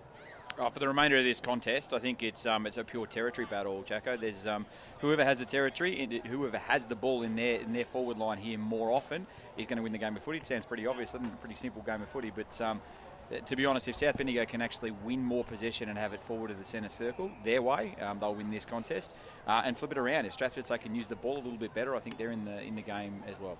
And we're needing to keep an eye on the best player for the rest of the afternoon too. The Bendigo City Framers Award for Best on Ground. That's our sponsor, and we'll award that to the best player on the ground at the final siren this afternoon. So we're just about set for the third term on Live 25 local fresh footy. Great to have you with us. Hope you're enjoying the broadcast. Huge crowd here at the Queen Elizabeth Oval. There was no car park available blocks away from this special ground for country footy. Big crowd, big stage, and the third term is about to get underway. 5-3-33 South Bendigo. Strathfieldsaye 3-8-26. And to get us underway at the beginning of this third term on Live 25 local fresh footy, this is John Hunter. It's up for keeps now. Umpire Carter raises the ball in the air. He'll get play underway in this perhaps last half of one of these clubs. Zimmerman, he gets from the tap in for the Bloods. It's an up and under up the chimney. Goes to half forward. Smith overruns the footy. Ground level. Spills to 51 metres out from goal. Zimmerman has follow up of his own footy, and we're all tied up. 51 metres from home. The Bloods in attack. They lead 33 playing 26. And in the right contest, it's Callum Chris who taps it to the advantage of the South Bendigo player Brereton. He snaps around his body to half forward. Great defensive work from Hunter Lawrence. He got the loose ball, clears in front of the broadcast position, out of bounds. with one bounce and over the line and Well, out. upset brewing in the MCDFNL as well, Jacko. It's Talbot 4-5-29 to Navarre 5-7-37, so one to keep an eye on there. The Grasshoppers looking to win from outside the top four. It would be a mighty effort, Cameron, for the Grasshoppers, as you say, given they haven't had the double chance as well. So the ball is thrown back in the ruck contest. Hosking was out-muscled by Chris, but Chris couldn't do anything constructive with it there, so the ball just hit the deck, and we'll have a ball up. Some interesting matchups out there now too. That's Leicester into the ruck rover position for Strathfieldsaye, and Blandford seems to be running with Haddo. Hosking up against Crisp. Crisp's been good this afternoon for the Bludge. Punts it forward, swatting through his legs. They all dive in the top of it. Zimmerman fighting hard, emerges, sold some candy and then just lost it. And that would have been something special. Just thereabouts, but not quite enough, Jace. No, it was a good opportunity sort of effort. He's interesting player, Zimmerman, and has rolled into the midfield there for South Bendigo as well now. Always reminds me of Peter Tyack. Probably not a good player as Peter Tyack, but that's the type we're talking about. Up they go in the ruck. Chris versus Hosking. Hosking for the Storm, tapped it forward, all tied up again. True centre wing. Geordie Wilson did well at ground level for the Storm, and umpire Carter will get it underway again. He does indeed. Chris taps it down. Who can get the ball? Blandford at the bottom of the pack does. He has support. Leicester, courageous. Great work from Zach Charles. He's tackled. Ball spills out. Blandford in the vicinity. Haddo goes to ground. May have been caught high. Umpire says no. Ball up is the result. Right in front of the South Bendigo dugout. The Bloods still lead by 7 points, 2 minutes into this third term. No real advantage either end. It's just who wants it most at the moment. Mulquinny, in fact, it was Moorhead that got tackled. Incorrect disposal. So Haddo with it for the Bloods. True centre wing. 10 metres in from the boundary line. He'll go shallow inside forward 50. No real target. They'll rebound here through Dole. Gets collared for the Storm. Tried to do too much. And the Bloods will have a chance here. They've got Langley breaking into the pocket. They just haven't got possession of the ball. It's the coach, the co-coach in Jack Fallon. Too far out to score. He's still got one on if he wants it. Then he decides to play on the left. He'll go to the top of the square. They'll set themselves. Little nudge. Strubens is lurking at the back of the pack, but it's forced through for a minor score. Takes it to the Bloods 34. They lead 26. 3 minutes gone. Third term live 25 local fresh footy. Cooper Jones has been excellent down back all day, and he is entrusted with the kick-in duties. So Jones off the left boot to half back. He was hoping to find Zach Charles. It was touched as it went out of bounds. The Strathfieldsaye players were hoping that it would be adjudicated out of bounds on the full, but no. So we'll have it thrown back in right in front of our broadcast position. Fallon playing forward here for South Bendigo as well. Ball to be tossed back in. Spinning back into play. Front position. Crisp, well, in fact, he was behind, but he managed to win it. And then a free kick has been picked out, and that should be 50 against South Bendigo. Nitzke tried to have a shot at goal. It is 50 now, so Mulquinny will take the free kick across half back for the Strathfieldsaye Storm. And Strathfieldsaye with their first significant chance in this second half to go deep inside 50. It was there, Mulquinny. He plays on, didn't take his full 50. Kicks it to Chambers. Chambers left half forward now for the Storm. Inside forward 50. It's long, it's deep. Shiska's the target. Got upended, and defensively the Bloods do well, and they see the boundary line. And 30 around from goal. We'll have a ball in. It was Thomas Brereton doing well for the Bloods. Deep in the pocket. Barnard Street end. Umpire will throw it in. 34 playing 26. Bloods lead. Third term. Elimination final. Live 25. Local fresh footy. Up they'll go in the ruck. Brereton did well for the Storm. Taps it to the advantage. Poor handball though. It was Zimmerman. He grabbed it. Kick is smothered. Hurry kick by Hare of the Bloods. Puts it towards the boundary lines. Bo Stevens for the Storm on the end of a handball. Sends it long and wide, and it will go out of bounds. Is it out on the full? No, just out of bounds, and we'll have a ball in. 30 around from goal. Storm in attack. 34 playing 26. Bloods lead. 5 minutes gone, third term. They had the majority of scoring shots in the second term but didn't capitalise. They need to do so here. Deep inside attack. 25 metres out from goal. Davis in the ruck contest. Ball ricochets to Jack Bell for the Storm. He puts it to the dangerous locality of Shiska at the tip of the goal square. Haddo did well. Brereton terrific. He gets the loose ball. He'll clear to half-back. Can he spot up Justin Langley? He can't. It goes out of bounds. And we'll have a boundary throw in across left half forward for the Strathfieldsaye Storm. 55 metres out from goal. They trail by 8 points. Almost 6 gone in this third term. The premiership term as it's known through finals. We'll throw it in. Up they'll go in the ruck. Doing the ruck work for the Bloods there was Davis. Ball towards the boundary line. Swatton did well, but he's collared. And we'll have another stoppage. So, good strong play by both sides. They realise the importance of this premiership term, they call it, albeit it's the elimination final. The kick was smothered. Wilson tried to get boot to ball. Still across half forward. Now it'll be the Bloods. They'll relieve. Haddo receives a handball. On the left, he'll send it to the outer side wing. Hunter Lawrence should win the race for the footy for the Storm. He does. He's been good this afternoon. Shows composure. Short pass forward. Looks for Mel Quinney. But defensively, Josh Niski does well for the Bloods. Over the boundary it goes again. And we'll have a ball in. Storm in attack. Sam Heavyside's just gone back on the ground, and geez, his nose is not looking very straight at all, and he's got both sides completely plugged up to stop the bleeding. So I'm sure he'd have a few issues breathing without having the nose there. But Sam Heavyside, one tough customer. Cameron Power on Live 25 local fresh footy. Jesse Collins obtains the footy. Kicks to centre half forward. A delightful foot pass. He's found Smith. 2 kicks out from goal. A possibility. It's Harvey, in fact. He sends it to the tip of the goal square. It's long. Is it through? It's touched on the line. Bode Stevens was back there. And Cooper Jones as well. And it went through for a rush behind. 5-5-35 South Bendigo. Strathfieldsaye 3 goals, 8.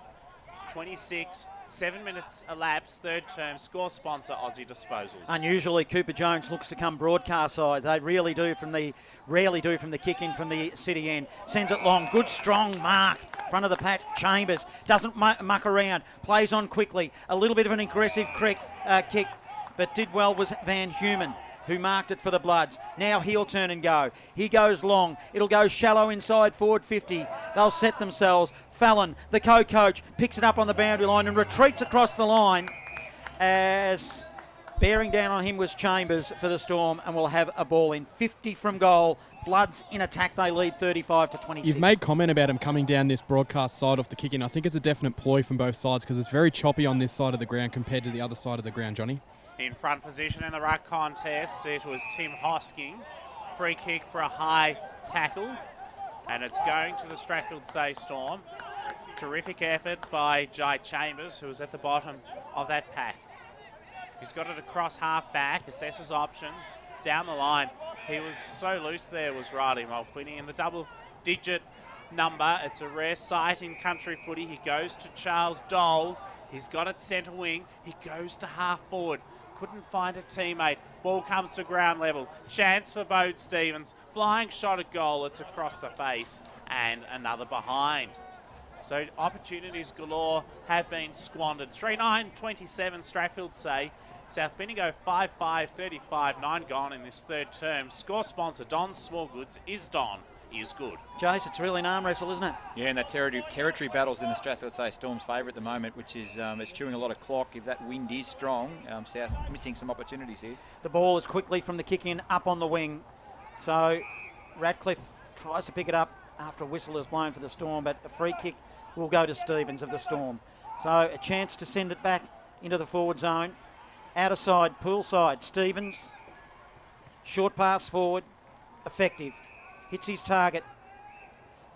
Does well. And of course the man with a broken nose, boy oh boy, Heavyside, tough player, goes to the top of the square. They'll set themselves. Oh, markers. Has it been paid, Brereton? I don't know if it has for the Storm. Didn't seem to have a lot of it. Doesn't matter, unless it was a free kick.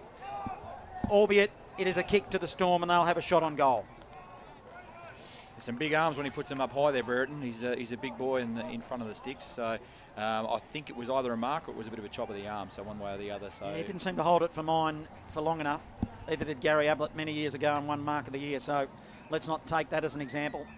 Brereton directly in front. His side needs at Barnard Street end to tighten the margin right up here at the QEO in this elimination final, and does.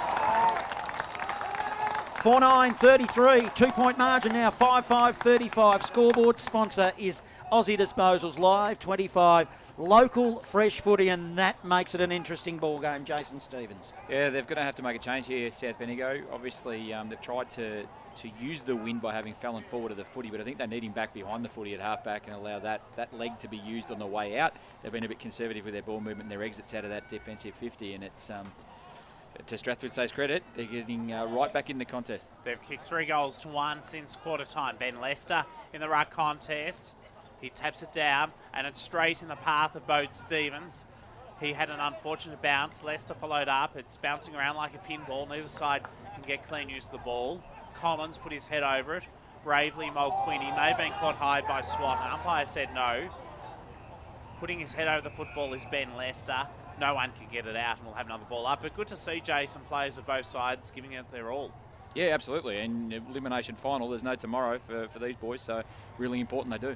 Looking for a response from South Bendigo, because really they haven't looked like kicking a goal for a long time in this game. A little throw by the Storm, I reckon, got away with it. Mulqueen, that's the opportunity for Shishka. Kicked it straight to him, takes a tumbling mark. Should have been 50, a man ran through the mark, but was allowed to get away with it. Moorhead receives the kick, then he goes shallow inside, forward 50, hits a target, Jai Chambers. It's about 35 minutes, Johnny, since South Bendigo have kicked a goal, and Stephen Struben's got one at the 2-minute mark of that second term. Have not got the momentum, and on the other side of the coin, of course, the Storm have. They've also doubled the scoring shots since quarter time as well, so 5 scoring shots to 10 since quarter time. It's been all Strathfieldsaye, really.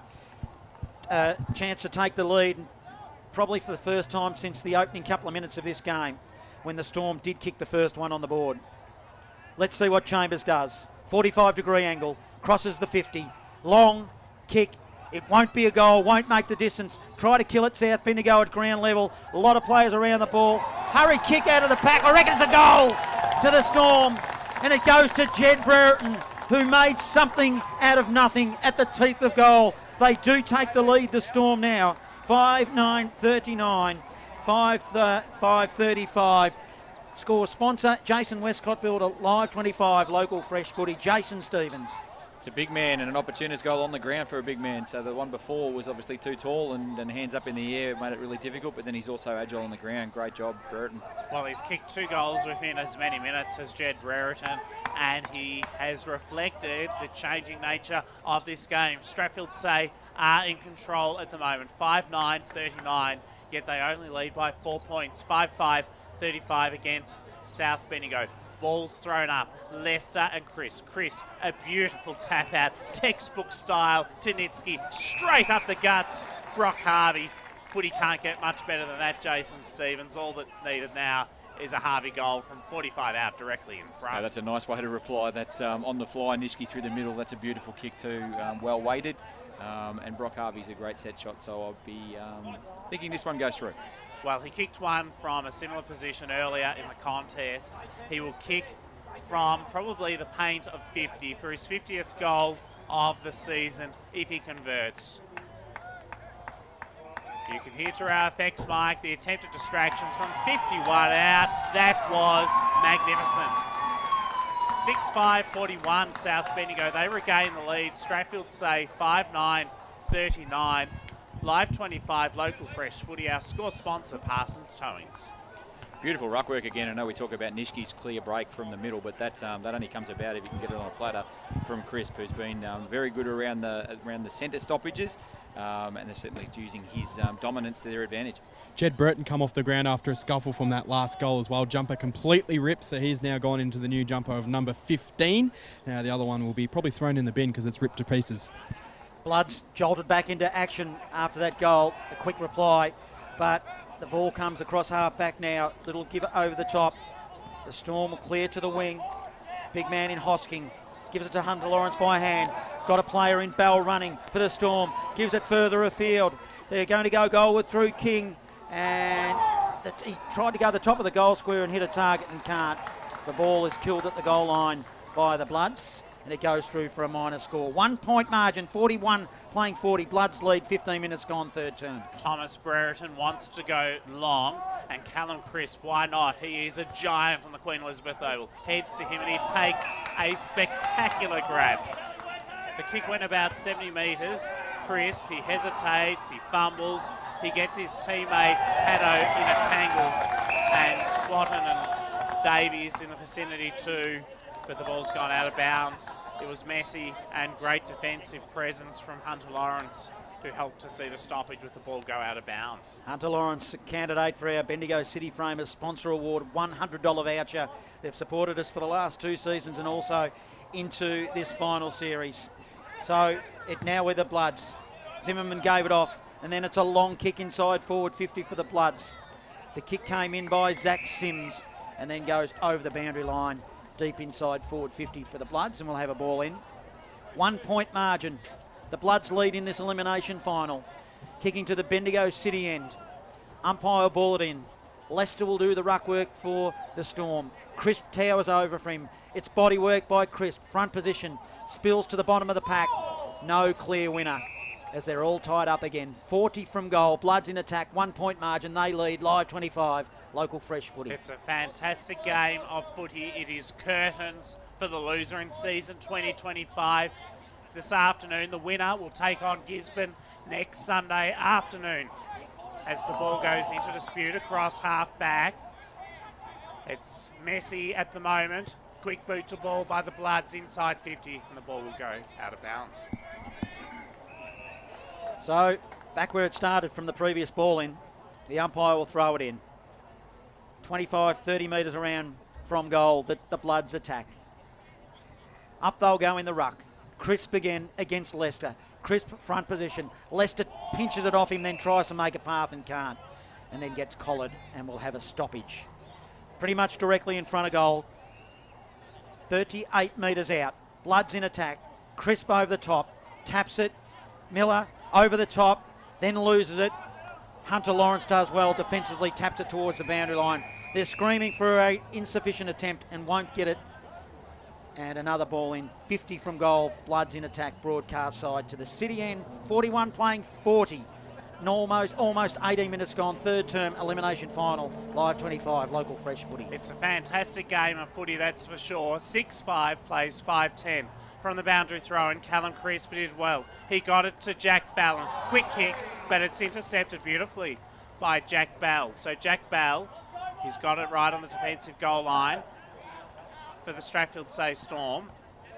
He kicks off the left boot. It goes about 60 metres, but Callum Crisp has got in the way again. It's fisted away from him. Sam Heavyside did well, and he went by hand to that man across half-back, Fossey, up towards centre wing, close to the boundary line. Chance for Zach Hare. Look away, hand pass, fantastic, and Davies goes to half forward for the Bloods. Kicks it to a contest. Good defensive punch. Hunter Lawrence, handball forward, heavy side. He's got a player running. He gives it to Bell. Bell now long. They'll set themselves across half forward. Hosking playing a rover roll. He'll go long towards the goal square. Running with the fly to the ball was Stevens for the Storm and took a great mark. Yeah, that was a magnificent kick from the ruckman right in front of us here in Tim Hosking. Not someone you'd usually see doing the roving like that, but he weighted that kick to perfection for Bode Stevens.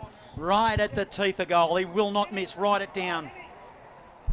You said that twice yesterday, Johnny, and there was 2 misses, so I'm not prepared to write this one in just yet. He'd have to fall over, Cam. He would have to fall over. He's too classy of a player. They won't win if he doesn't kick this. You've got to kick goals like this in a cutthroat final. Top of the goal square. Stevens, he's a class act.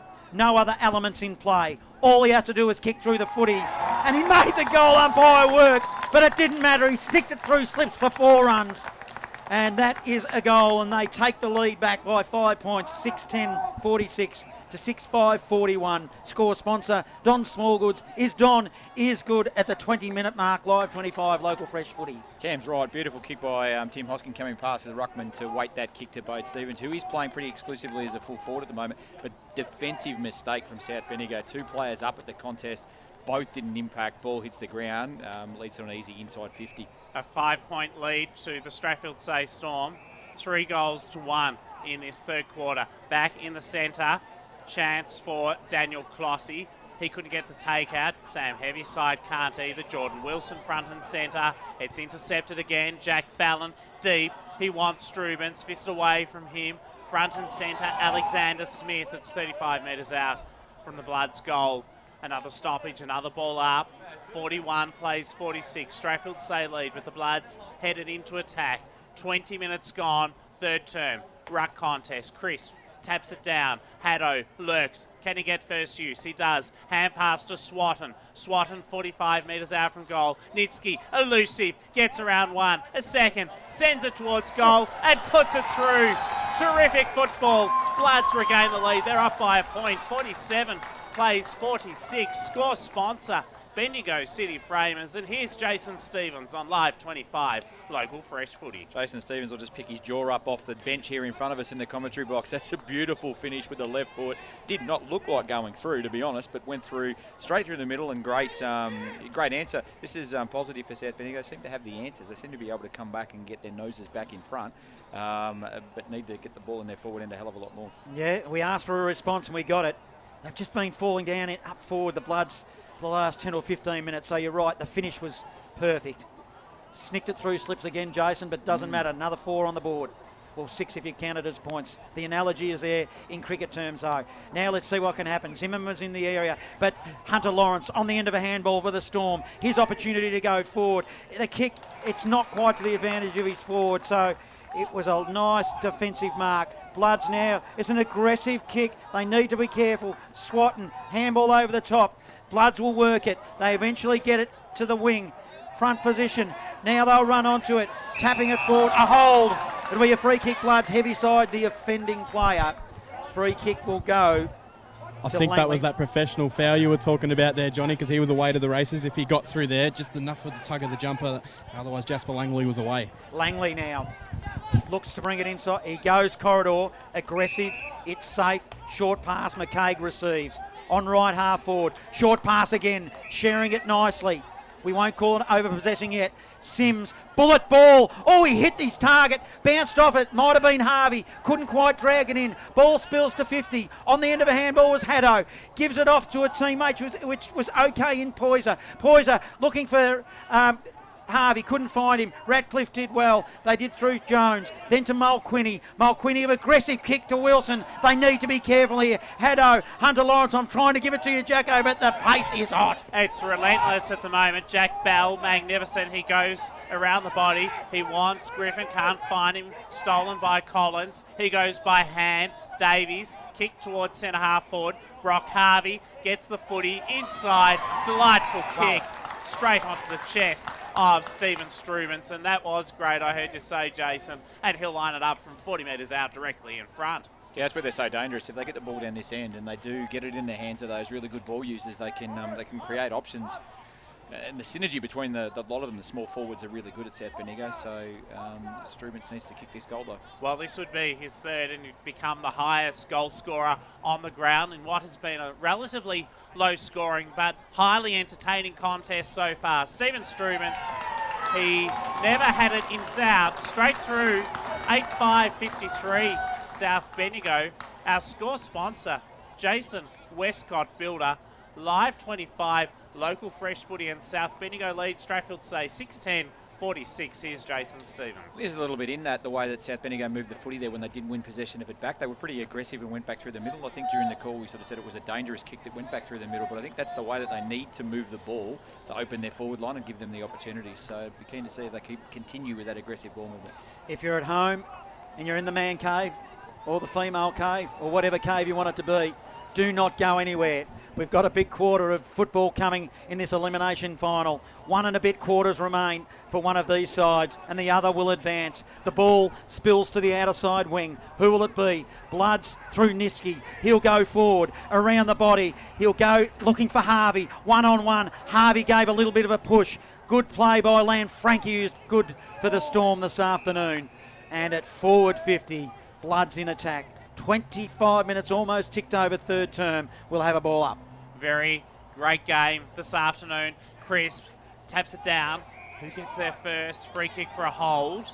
And it's going to the Strathfieldsaye Storm. At the bottom of that pack was Daniel Clossy, who has been excellent today. He has given it his all. So one short possibility is Charles Dole. Ignores him. And he's being given the hurry on now. So he's just got to kick wide, and it worked out well. He's found Jake Moorhead on the back flank, swimming pool side, chips it over the top, and the next link in the chain is Zach Charles, but it was fisted away from him, and the ball ricochets out of bounds. So we'll have a toss back in out of side, approaching three-quarter time. 53 plays 46. 3 goals apiece, Johnny, in this third term. It has been sensational. Umpire will throw it in. Ball is swimming pool side. Up they'll go in the ruck. Ball spills free. Who wants it most in this contest? Leicester does for the Storm. Gives it to Clossy. Puts it on the boot. Short, awkward-looking ball. It's a contest now. Bloods will win it. They'll go inside forward 50. What can they manufacture through Strubens? It was a bit severe for him. Frankie ducked his head for the Storm. Just managed to shovel it out. Offering support there was Dole. Umpire screams for a free kick. Will they get one, the Bloods? I reckon they will. And what an important kick by an experienced player in Joel Swatton. Probably tried to hand it to Brock Harvey, who was lurking, Jason, but it wasn't going to happen. No, he should be all right from here, Joel. I tell you what, he's a heart and soul guy too. He would have led their tackles, I reckon, majority of weeks at South Bendigo throughout the season. And credit to him, another tackle leads to a shot at goal. Man on the mark stands at 38.5 metres. Joel Swatton twirling the ball between his palms. Crosses the paint marker 50, directly in front. City end. He's looking. He doesn't like it off the boot. And it was a poor miss in the end, really. Should have done better. And it is a minor score. 46 playing 54. Bloods lead, 27 gone third term. As Cooper Jones, I should say, brings it into the back pocket, and he finds Kyle and Frankie across half back. It's one of your idiosyncrasies, I reckon, Johnny. Your spectacular goal-kicking precision. 38.5 metres in terms of goal-kicking distance calculations. Frankie goes up to half-back, and now chance for Jed Brereton. He's kicked 2 goals in this term. He's helped to turn the game in one sense, and now comes to half-forward. Charlie King, here's a chance at their 4th in this term. He runs goalward. He comes to 10, and he puts it through. Charlie King has his 2nd major, and Strathfieldsaye Storm have their 4th in this third term. 7 goals kicked so far in this quarter. And it's Strathfieldsaye 7-10-52. They trail by 2 points. South Bendigo 8-6-54. 28 minutes gone. Third term. Score sponsor Jason Westcott Builder. We haven't seen a lot of that today. That's from defensive or the offensive run from one end to the other. So that's a goal that's sort of probably against the tide of it a little bit here for Strathfield. So that's a really handy one, and kicking in front of Charlie King. He's got plenty of pace. Three-quarter time in the Heathcote Footy League. Huntley 7-8-50 to Colbo 6-8-44. So a good game going on there. Inside forward 50. The kick comes from Haddo for the Bloods. Spills out defensive 50. Frankie does well for the Storm, then overruns it. Probably got a little bit too easily there for Poyser, who'll go inside forward 50. Clever tap Harvey, not to advantage Jones, shoveled it out for the Storm. Nitschke's lurking, under pressure. Jones, calm, gives it there to Clossy. Short pass. Frankie dropped the mark. He should have taken it ground level. Then shovels it out to Hunter Lawrence. Hunter Lawrence off defensive 50 will send it up to the wing. He does indeed. Davies defensively is excellent, and he gets the footy back to Jack Fallon, his co-coach. He bangs it inside 50 and finds Isaiah Miller. Right place, right time. He's got it 40 metres out from goal on a 45-degree angle. Been a little bit of a swing here too, Jacko. So Isaiah Miller's been forward for probably the last 10 minutes. So it looks like Fallon's gone back to middle and half back, and Miller's sitting down there in the forward line at the moment. He's kicked just the 1 goal this season, has Isaiah Miller. This a very important goal to stretch the Bloods' lead to 8 points in the shadows of the last change. In this elimination final, huge kick, massive ramifications. He's missed though to the left-hand side, and just the minor score. 8-7-55 South Bendigo. Strathfieldsaye 7-10-52. 30 minutes gone, third term. And greetings to Rod Aikman, one of our listeners on Live 25 Local Fresh Footy. The Bloods have led at every change. Quarter time, 17 points. Half time, 7 points. And now it is 3 points going into this three-quarter time elimination final huddle. Still a minute or two remaining in this third term as a stoppage out of side. South Bendigo in attack. There's 70 from goal to the city end. It's on the pool side. Sun is shining here at the QEO. Rain won't come into it now, you wouldn't think, as Hare couldn't quite win it for the Bloods. The ball comes out though. They've got possession. Ends up with Swatton. Swatton will go corridor. Clever, intelligent football. He just spotted Strubens out of the corner of his eyes and line it up for a goal. And boy, oh boy, what an important kick. That's a beautiful kick off the right, off the opposite, off the outside side of his right boot. It's to square it up from there was a really good option. And again, another important goal here from Strubens. The football IQ from Swatton to be calm under pressure. Strubens needs to kick it. This is why you pay your forwards money. Can he kick a goal? And he complains straight to the umpire as he kicked it. He complained straight at the umpire. He knew he'd missed it. 50. He got 50.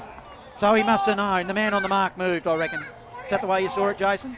I was watching the footy, but I'm assuming that's what Strubes has talked him into, so it looks like that's what's happened. Norm Jenkins, back rows, says that's what in fact happened. As soon as it left his boot, I had the binos on Strubens, and he was complaining to the umpire as he kicked it. So that's how blatant it was. We've got a film of this game, of course. Adam's up there. We'll go to the replay later on tonight. Doesn't matter. Umpire says it's a free, it's a 50 and a goal, which it takes it to 61 playing 52. Score sponsor, Parsons Towing in Castlemaine. Live 25, local fresh footy. It's an important goal, isn't it, in the end? It's they need a little bit of a buffer here because all the game's been played at this end, so you would imagine Strathfieldsaye is going to have a fair bit of territory in the next quarter, so South Bendigo needs to be in front a little bit going into three-quarter time. What a mistake, though, by Backman, in fact, if he has moved. Like, as blatant as it, that must have been blatantly what happened. Well, I would have thought a player of the calibre of Strubes would actually nail that shot from there anyway, so he has missed, so, but yeah, they've let them off the hook there, so a bit disappointing from a Strathfieldsaye point of view. So it's 4 goals apiece in this third term. Highly entertaining game of footy. Great to have you with us. In the centre, Ben Lester beaten by Crisp, and Haddo gets it. He's tackled, so forced a handball quickly. He was misdirected with the kick, so Giant Chambers got in the way, and then the siren sounded to mark the last change. So as we head into the last quarter, it is South Bendigo 9-7-61. They lead Strathfieldsaye 7-10-52. Great game of footy. 9 points is the lead to South Bendigo. Strathfieldsaye, however, are looking to continue their 12th consecutive finals campaign and to give themselves a chance of winning their 5th flag in the last decade or so. Lots still to come. Big last quarter coming up. Live 25. Local fresh footy.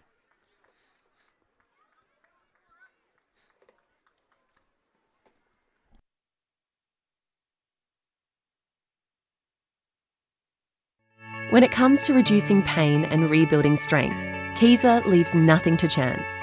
Our university-qualified health professionals don't just treat problem areas, they design personalised training programs using Swiss-engineered machines unique to Keyser. These machines safely isolate the affected area, test your strength, and help rebuild your muscles for a stronger and healthier life. Keyser, physiotherapy, rehabilitation, and strength training. Building strength with precision. Let's take a look at the Bendigo Football Netball League top 5 for round 16. Number 1, we're looking for a big grab here. Dylan Hanley from Eagle Hawk. How good was that? Let's look at that again, you beauty. Number 2, it's another great grab here. Bode Stevens this time puts it on his head. Oh yeah.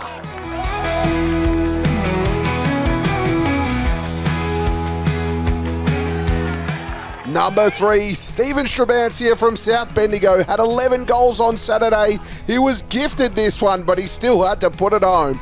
Great work.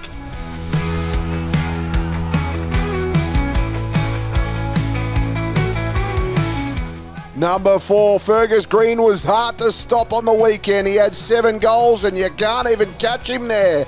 A lovely snap to thread that through.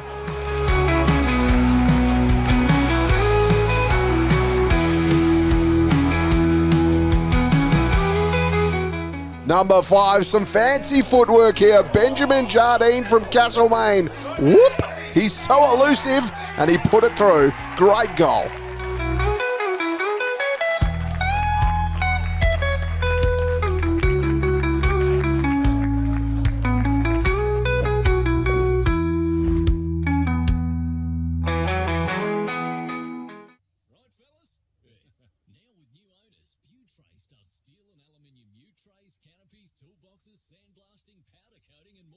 Expertly welded with the right materials and delivered statewide. Don't settle for a good tray. Demand a Butte tray. Right, fellas? Hey. Butte Trays, Allen Street, Bendigo, or buttetrays.com.au. Business sponsor. Where do I get my outdoor gear? Where do I get my outdoor gear? Aussie Disposals, it's all here. Aussie Disposals, it's all here. Skiing pants and fishing rods.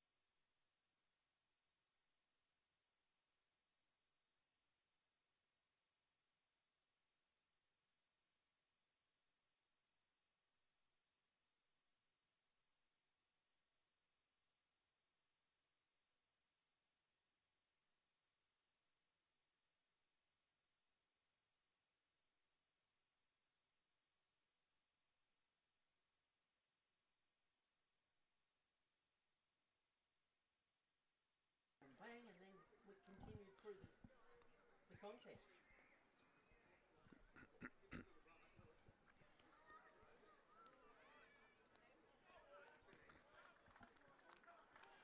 Live 25 local fresh footy. And it's three-quarter time at the Queen Elizabeth Oval. South Bendigo lead by 9 points. 9-7-61 to Strathfieldsaye. 7-10-52. Goal kickers for South Bendigo. 4 to Stephen Strubens. 1 each to James Davies, Josh Nitsky and Jack Fallon. Brock Harvey has 2.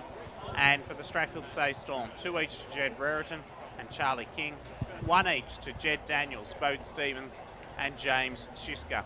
Cameron Power is down on the boundary. We'll keep an eye out for him.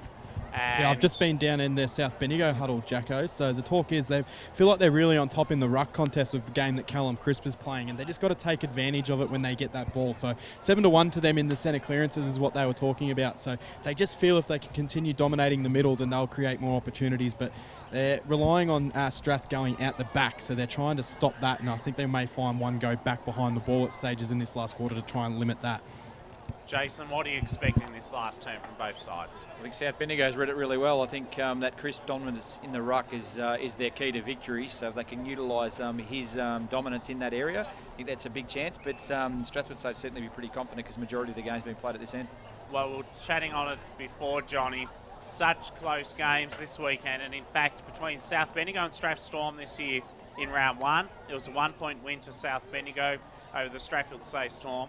And in round 8, the Storm by 6 points over South Bendigo. So 2 games this year involving these two sides with total margins of 7 points. And I sense it might come back to who doesn't make the most mistakes, or who does make the most mistakes, because we've seen a little bit of that as well. All right, let's get things underway here, because it's the final term for one of these clubs in this elimination final. One team will advance to next week, the other will be disappointed.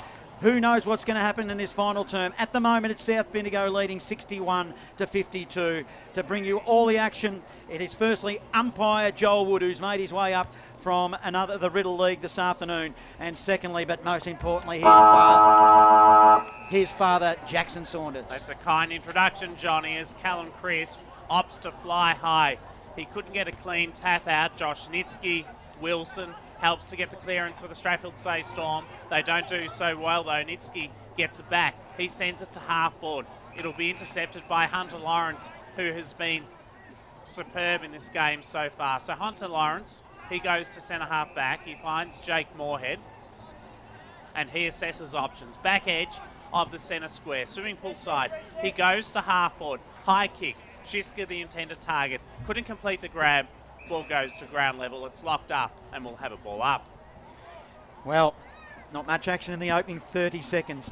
Don't you worry, it's coming if you're listening here at home. Because the Bloods lead it. Experienced campaigners are the Storm. They've been in finals for as long as I can remember. It's a hurried kick off the boot, but a mark's been taken by Charles Dole. Defensive side of the centre circle for the Storm. Short pass forward. Hits Hosking. Hosking dropped it. It was a soda. That was a pressure that wasn't there. I reckon it was perceived pressure. And he's caused a stoppage. Smack bang in the middle of the Cuyo. The home of country football will have a ball up. 61 playing 52. Bloods lead. And the people have responded today. It's been great to see them flock to this site of pilgrimage. Back in the centre. Chance for Leicester. Smash forward. Opportunity for Tice Griffin. His tackle. And we'll have a ball up 60 metres away from Strathfieldsaye's goal. So they lead. Well, they trail South Bendigo. 61 plays 52. 9 points the difference. But Strathfieldsaye with the momentum at the moment. Griffin, inside 50. Zach Hare surely caught him high. He did. And so the free kick to go the way of the Strathfieldsaye Storm. And it's with Patrick Blandford, who has it about 50 metres out from goal. He's kicked 8 goals this season, the son of Brendan Blandford, a former Wrong Panther and good clubman at the Strathfieldsaye Storm. And Blandford here, Jason, will test his distance. If he does manage to kick the goal, I'd imagine this will be one where the Strathfieldsaye boys get right around him, because he's clearly doing a defensive job on Haddow, who's on the mark at the moment. So Blandford to potentially bring Strathfieldsaye to within 3 points of the Bloods. The kick goes to the left, and it's just the minus score. 7-11-53, Strathfieldsaye. South Bendigo 9-7-61. And in the Heathcote Live League, Jacko, 25, local fresh. 10 minutes into the last quarter, Colburn Abbott are leading Huntley by 14 points, 64 playing 50.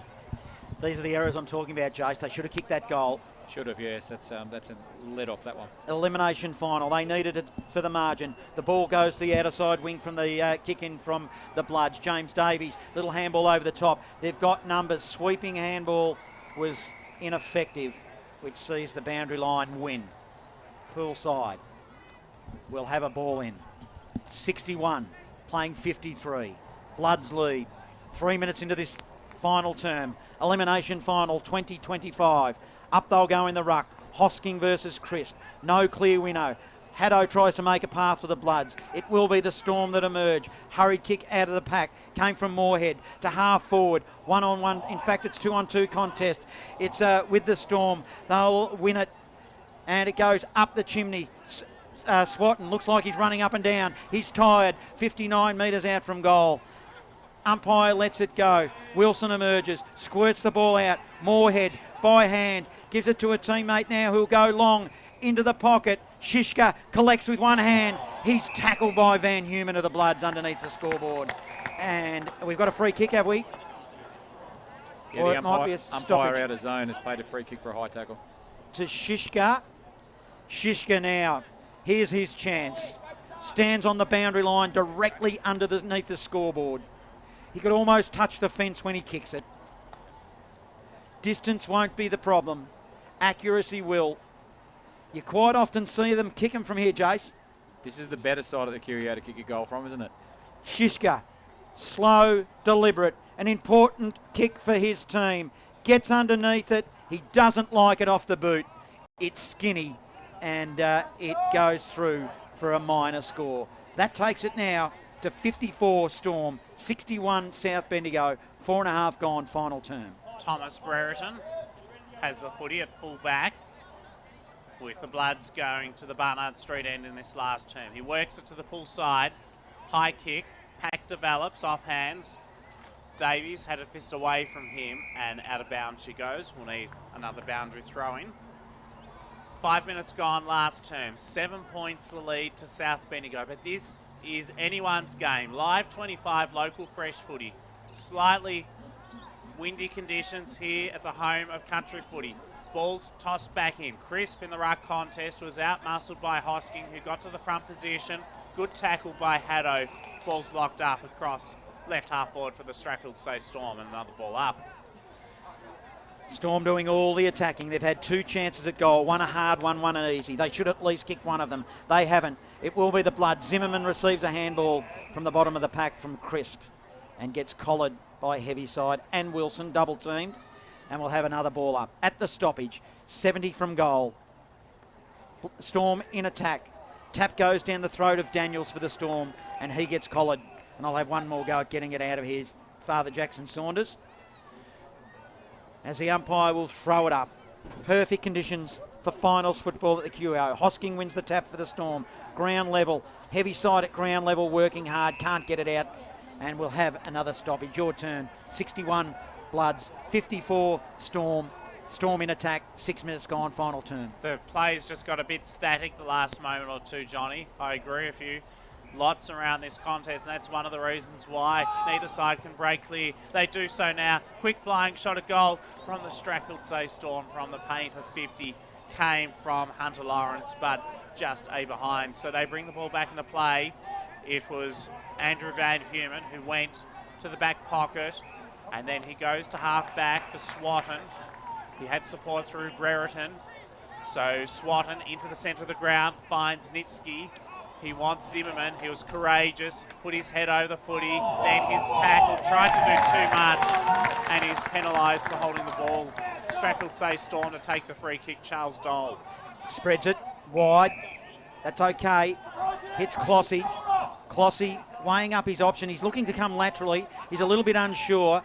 Now he does honour the lateral option that he had through Ratcliffe. Ratcliffe, short pass forward. Just barely the required distance, 15.1 metres. Hits up his teammate, which was okay, in Hunter Lawrence. Hunter Lawrence, his target, couldn't hit him. Ball spills to the back of the pack, running onto it now. King, he gives it by hand. He's got a player running shotgun, tried to do too much. Put it on the boot there was Jed Daniels, and it goes out of bounds. And we'll have a ball in. 15 around from goal, Storm in attack, ball in. About 25 metres away from their goal line, as Johnny alluded to. Sensational game of footy. 6 points the lead to South Bendigo, but if Strathfieldsaye can get a goal here, scores will be level, and they're pressing. It's 10 metres out from their goal line. Leicester lurks, Heavyside there too. Griffin boots the ball, but he's off balance with the kick and just a behind to the left-hand side. So 5 points the margin now, 7-14-56, Strathfieldsaye, South Bendigo 9-7-61. Score sponsor, Don Smallgoods. Is Don, is good Jason Stevens. This is a fantastic game of footy. Yeah, it's a great game of footy, Jacko. South Bendigo need to get some possession here and actually work their way through this and get it down in their forward half of the ground. Thomas Brereton for the Bloods plays on from fullback, then he sends it poolside. Good strong contested mark. Bloods win it through Poyser. Poyser now just weighing up his option. Defensive arc of 50. Couple of metres in from the boundary line. Poolside. Sends it long. Down the wing. They'll set themselves. Jones hands on foot. He might have got a push from behind as well. Miller was the offending player. In fact, he might get the free kick. Went the other way. Didn't quite pick up what it was for. Crisp behind the ball. Might have been a block. Yeah. Thank you, Jason. Got me out of jail. Handball off to a teammate, which was okay through Poyser, who's been okay. Sends it to half forward. Now they all dive in top of the footy. Umpire calls play on. Good call. Miller grabs it for the Bloods. His kick might have been smothered off the boot. It was ugly, whatever it was. Haddo, he's got it. Handball. Turnover. Turnover again. There's turnovers going everywhere in the forward 50. Zimmerman, he's the man that wants it. Picks it up. Goes one way, then the other. For the Bloods, he'll go into the pocket. They'll set themselves. Pack forms. Good defensive, strong mark.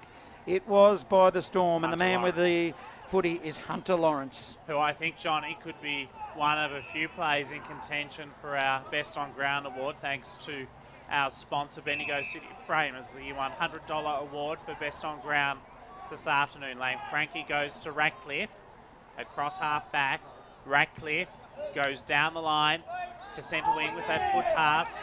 Tice Griffin, he couldn't get it. It was intercepted by Will McCaig for South Bendigo, not for long.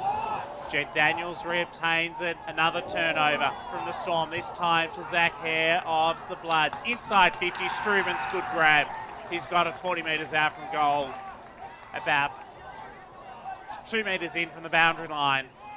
Player down 2 came I see for South Bendigo. Brock Harvey, perhaps, who's getting back up at the moment. Perhaps Yeah, just a right bit in front of winded. me in the broadcast here, Brock Harvey looked to cop one a little bit hard, so there was certainly some appeals for the South people to suggest there should have been a free kick from it, but wasn't paid, and he's up and very sore, so we'll keep an eye on that one. Cameron Power on Live 25 local fresh footy down on the boundary. Stephen Strubens, meantime, misses to the near side, and another minor score.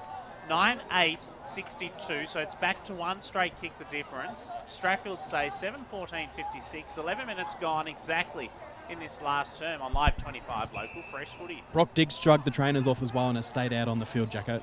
Update from the MCDFNL, thanks to Paul Wicks, a final out there at Carisbrook. It could be an upset brewing, but it's Talbot by 1 point at three-quarter time, 7-8, playing 7-7 against Navarre. So that would be an upset if Navarre could get over the line. The ball now is in the back half for the Storm. They're looking to build something on the outer side of the ground. The kick comes out from defensive 50. Haddo hands on foot, he couldn't grab it. In fact, it might be Hare. It is Hare. They've both got the long sleeves on this afternoon. The skipper, Hare, looks to send it inside forward 50. Outer side, he does that. Barnard Street end, into the pocket. They set themselves. Juggling mark. Miller tries to claim it. He won't be paid. What is paid is a stoppage. Ball up. 35 around from goal. I sense, Johnny, that this crowd will explode shortly. Exactly. About 35 metres out from the Bloods' goal. It's close to the boundary line. Crisp there. Nobody can get a clean takeout. So we'll have a ball up. There is quite a big crowd here behind where you can't see down here on the left. The old South Bendigo poolside change rooms, as well as the old South Bendigo social change rooms as well, Jacko. So pretty big crowd. I reckon they will play a big influence in this last 15 minutes. I'm sure they will, and they're well lubricated in that part of the ground too. This is the dry area where the broadcast box is. As the kick from Josh Nitsky goes towards the pocket and out of bounds. I'm glad the special effects mic is up there and not in front of that lubricated area as you talked about, because there's certainly some interesting thoughts being held about the umpiring at the moment. Jason Stevens on Live 25 local fresh footy. I'll let you go with the call, Jacko, because it's in a dangerous zone. It is, as Chris taps it down. It comes towards him. His hand pass goes astray. Free kick, though, picked out. And which way is it going? Storm, I think. To the Strathfieldsaye Storm. So defensive kick to be taken by Bode Stevens, who's got it at centre half back for Strathfieldsaye. Plays on. He'll look to come long and aggressive up to the wing. His target marks the footy. That was pretty good. Looks like it might be Brereton with a footy. Whistle. Is he going to... Umpire Norton says, let's reset. A little bit of advice being given by the crowd. You can hear in the effects, Mike. Let's do it all again. So it will be the Storm. They trail. They need to hit the scoreboard. They've had 2 or 3 chances in this final term. Moorhead receives a short pass. Moorhead with the footy. He's told to play on and he does. He sends it long. Sends it to half forward. Crisp is going to claim the back from the back of the pack. I'm not sure if he had it. Hosking did have front position, Joel Peterson. Jason Stevens. He did, but Crisp ended up with it on the ground, and a bit of experience probably took it away from him. Oh, there's a turnover. The Bloods did have it. Now it's the Storm. Inside forward 50. Cruel bounce there for Miller. Another cruel bounce. Swooped on it by Griffin. Griffin goes goalward and a chance. Another chance. They've missed it, the Storm. Minor score, and they're going to rue this. 57 playing 62. They trail by 5 points. Yeah, well, bad kicking. That's going to, at the moment, it's not looking good for Strathfieldsaye if they can't put one through the big sticks. No, that's true. So Zach Eyre finds Will McCaig with the kick in the back pocket, broadcast side at the Queen Elizabeth Oval. Wants Davies, instead finds Brereton. I suppose you'd be happy as long as you spot up a teammate. So the Bloods still have the footy across half back. They lead by 5 points, almost 15 minutes gone, final term. It's curtains for the loser this afternoon. A delightful kick, perfectly placed for Callum Chris, who would have to be close to best on the ground. Storm, they've only got one to blame if they don't win this game. They've kicked 7-15. 7-15. They've had chances. They've had 4 or 5 chances in this final term to take the lead. They won't. Nishki for the Bloods. He's got a chance for his team. Sends it goalward. It's in a dangerous spot. Radcliffe does it well. Gives it to a teammate. The Storm now here will mop up. The target will come to Chambers.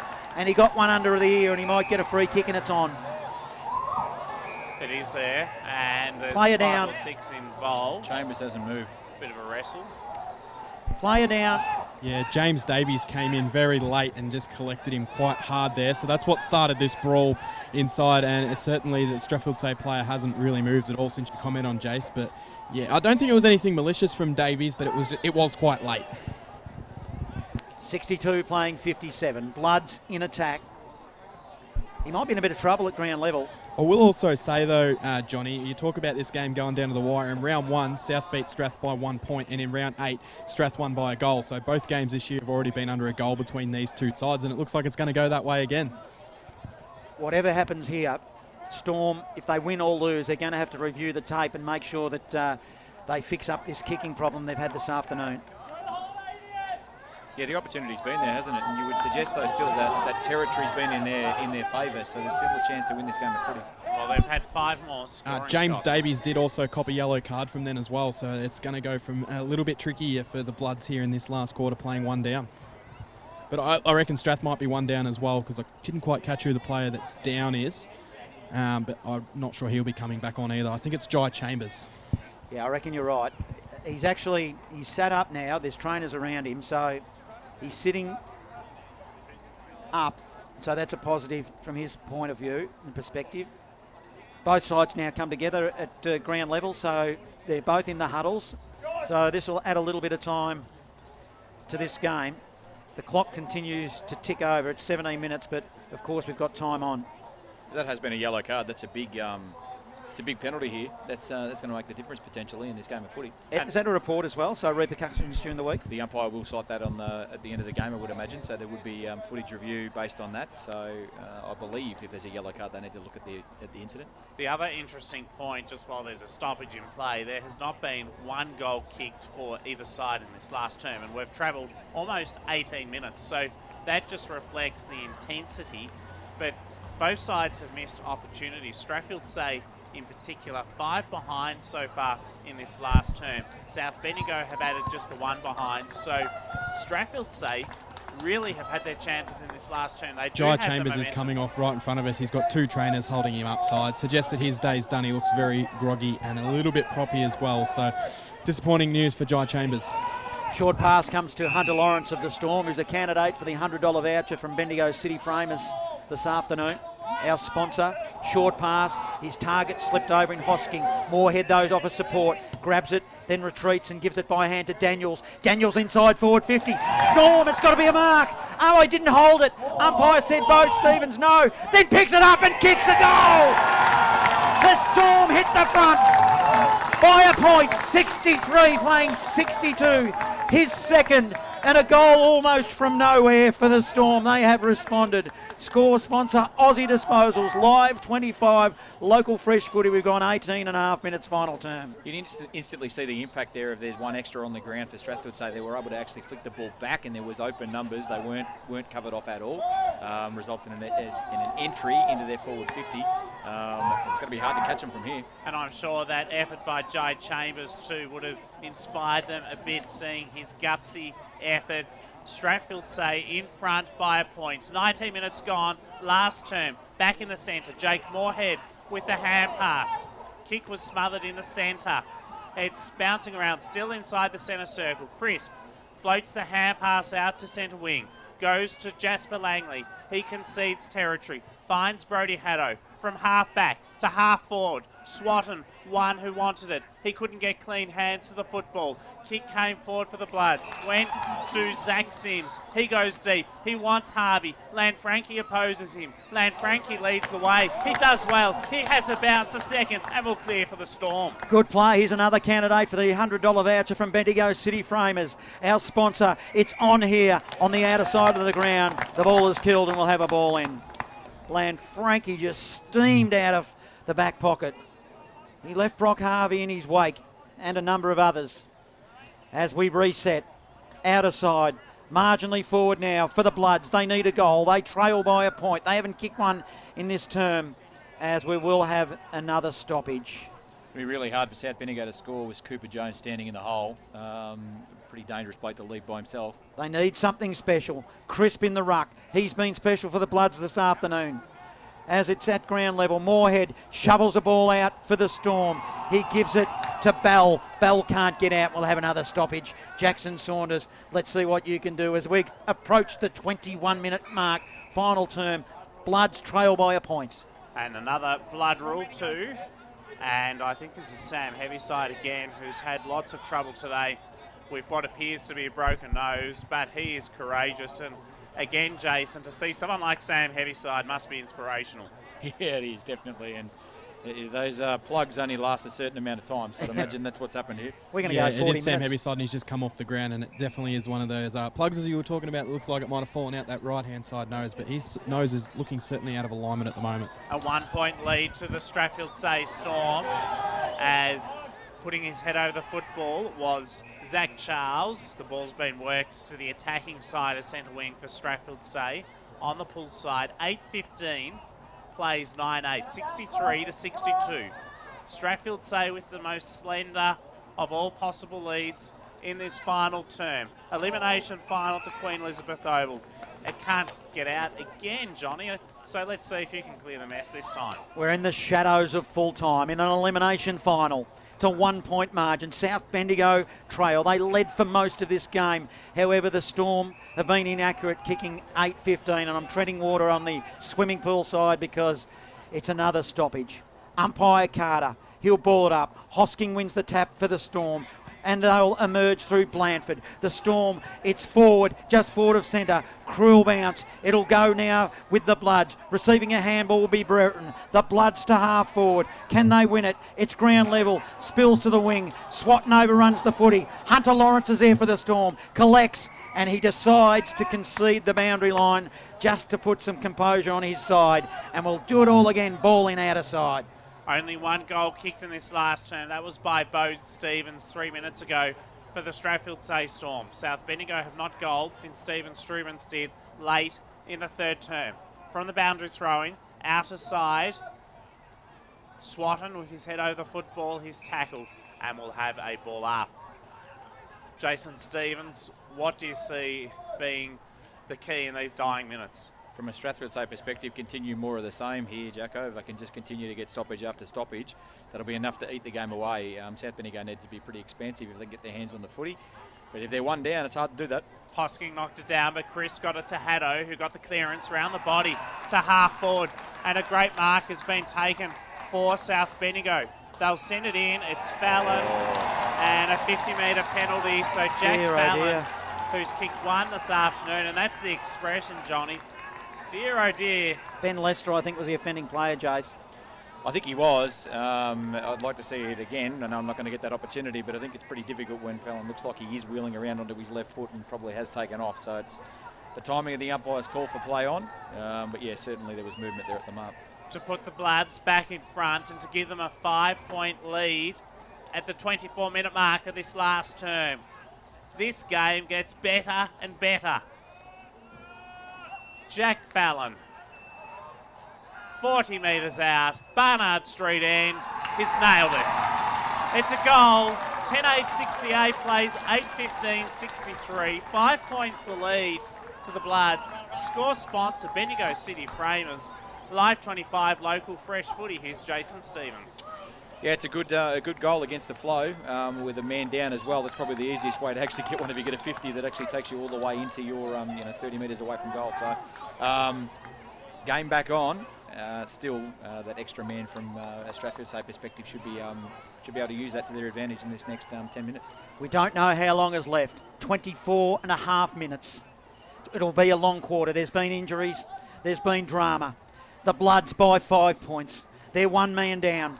They lost a man sent off, but it'll be the Storm that win it out of the middle. It'll go to half forward. Still a fair way out from goal. Storm will win it further. A little handball to Griffin. He couldn't quite receive. 35 out. Storm, the Bloods will tie it up, however. Why And- there's a stoppage, I'll give you the full-time score from the Heathcote Footy League. It was Colbo 11-12-78, defeating Huntley 9-10-64, so Colburn Abbon winning in the Heathcote League. Directly in front, 35 out from the Storm goal. Ball up, a lot of players around the pack. Who will emerge? Hurried kick by the Storm is smothered. It's Slews. They're going in at all costs. Clossy did well for the Storm. Spills to the outer side. We've got a player. It might be Stevens with it on half forward. In fact, it's Hunter Lawrence who's been good. Goalward, Shiska, one-hander, couldn't quite drag it in. Minor score. Minor score takes it to 68 playing 64, 4-point margin. The Bloods lead.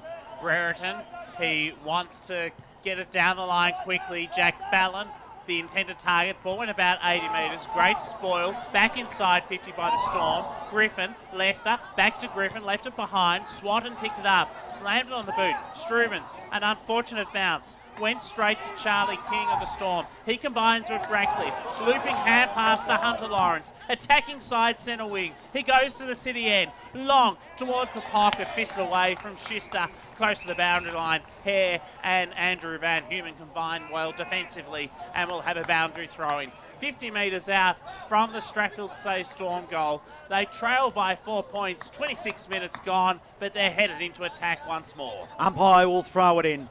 In attack, the Storm. 49 from goal as it's thrown in over the top. The ball bounces. Trying to run onto it there for the Storm was King. Offering support there was Stevens. Goalward! Is it out of bounds? It is. Good outcome though, I reckon. Good outcome. No score. And I reckon we could almost give that Bendigo City Framers award to Hunter Lawrence. He's been big in this final term. It's got a sensational game. This is really interesting here. Chris can't get down and do the ruck work in the defensive end, so it might be an advantage here for Strathfieldsaye at the ruck. Most players inside the Storms attacking 50. Hosking taps it down.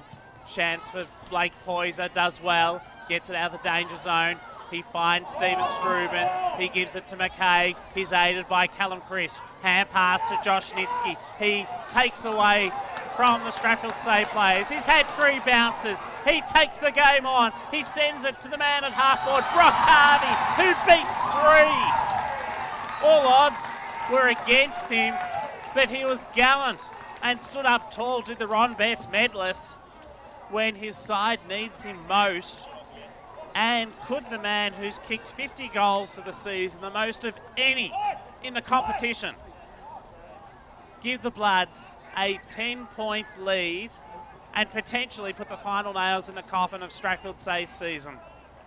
The Storm have been in the last 12 final series. South Bendigo, if Fallon kicks this, if Harvey kicks this, might have another idea. Here's the kick off the right boot. It's long, it's short, it's off hands on the goal line, and they rush behind. Still time and still hope for the Strathfieldsaye Storm. 10-9-69 South Bendigo. Strathfieldsaye 8-16-64. 28 minutes gone last term.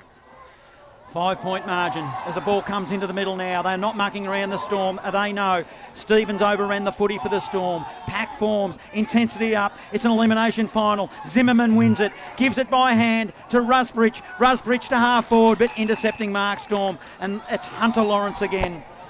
Won't muck around. Off half back.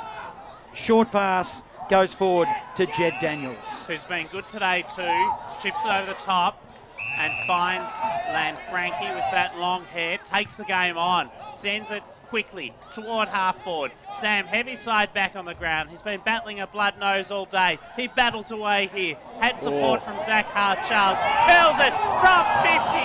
It's touched on the goal line. That would have been the goal of the year almost. He was under enormous pressure. And from 45 metres out, he almost nailed it. 4 points is the difference. 10-9-69 the Bloods. Strath 8-17-65. Gee, they've had their chances. Needs to find a target here. Haven't they what?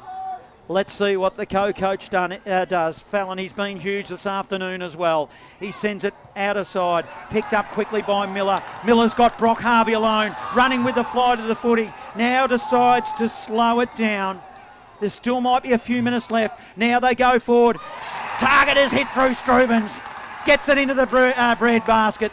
Needs to take his, I don't know if it's a rule here, 30 seconds. I believe it's just under 2 minutes exactly. So if he takes 30 seconds, which is the smart thing to do, Let's see what he does. And I'll tell you what, as he kicks it, I'm going to let the crowd tell you the story. He's a long way from home, 45-degree angle. He'll kick it from just on 50 to the Barnard Street end. Let's hear the crowd and see what they say. Nothing. Doesn't make the... Oh, it might be a mark. It's a mark on the goal line. Big pack of players. Just when you expect the unexpected, it happens. The Bloods have a mark on the goal line. There were hands everywhere. I'll pick up the player who it is for you as he walks out of the pack. He's on a pretty tight angle. A lot of players in the area. It is a South Bendigo mark. This to seal the deal. Quietness all over the QEO here. The Bloods for the elimination final. Could be Alexander Smith with the ball. I'm going with that. Metres out from goal. Goal! Bloods, they advance, you would think, at the 31-minute mark of the final term in the elimination final. It was Zach Sims that kicked that goal, Johnny, number 11, Zach Sims. Zach Sims, thank you. We've got about 30 seconds remaining. 30 seconds remaining. 10-point margin, 75 playing 65, 31 and a half minutes. Final term. Score sponsor is Don Is Good. Live 25, local fresh footy. Not sure how that transition can actually happen against the Strathstorm then when it transitioned all the way down for that Struben shot at goal before the mark. So, and we're off.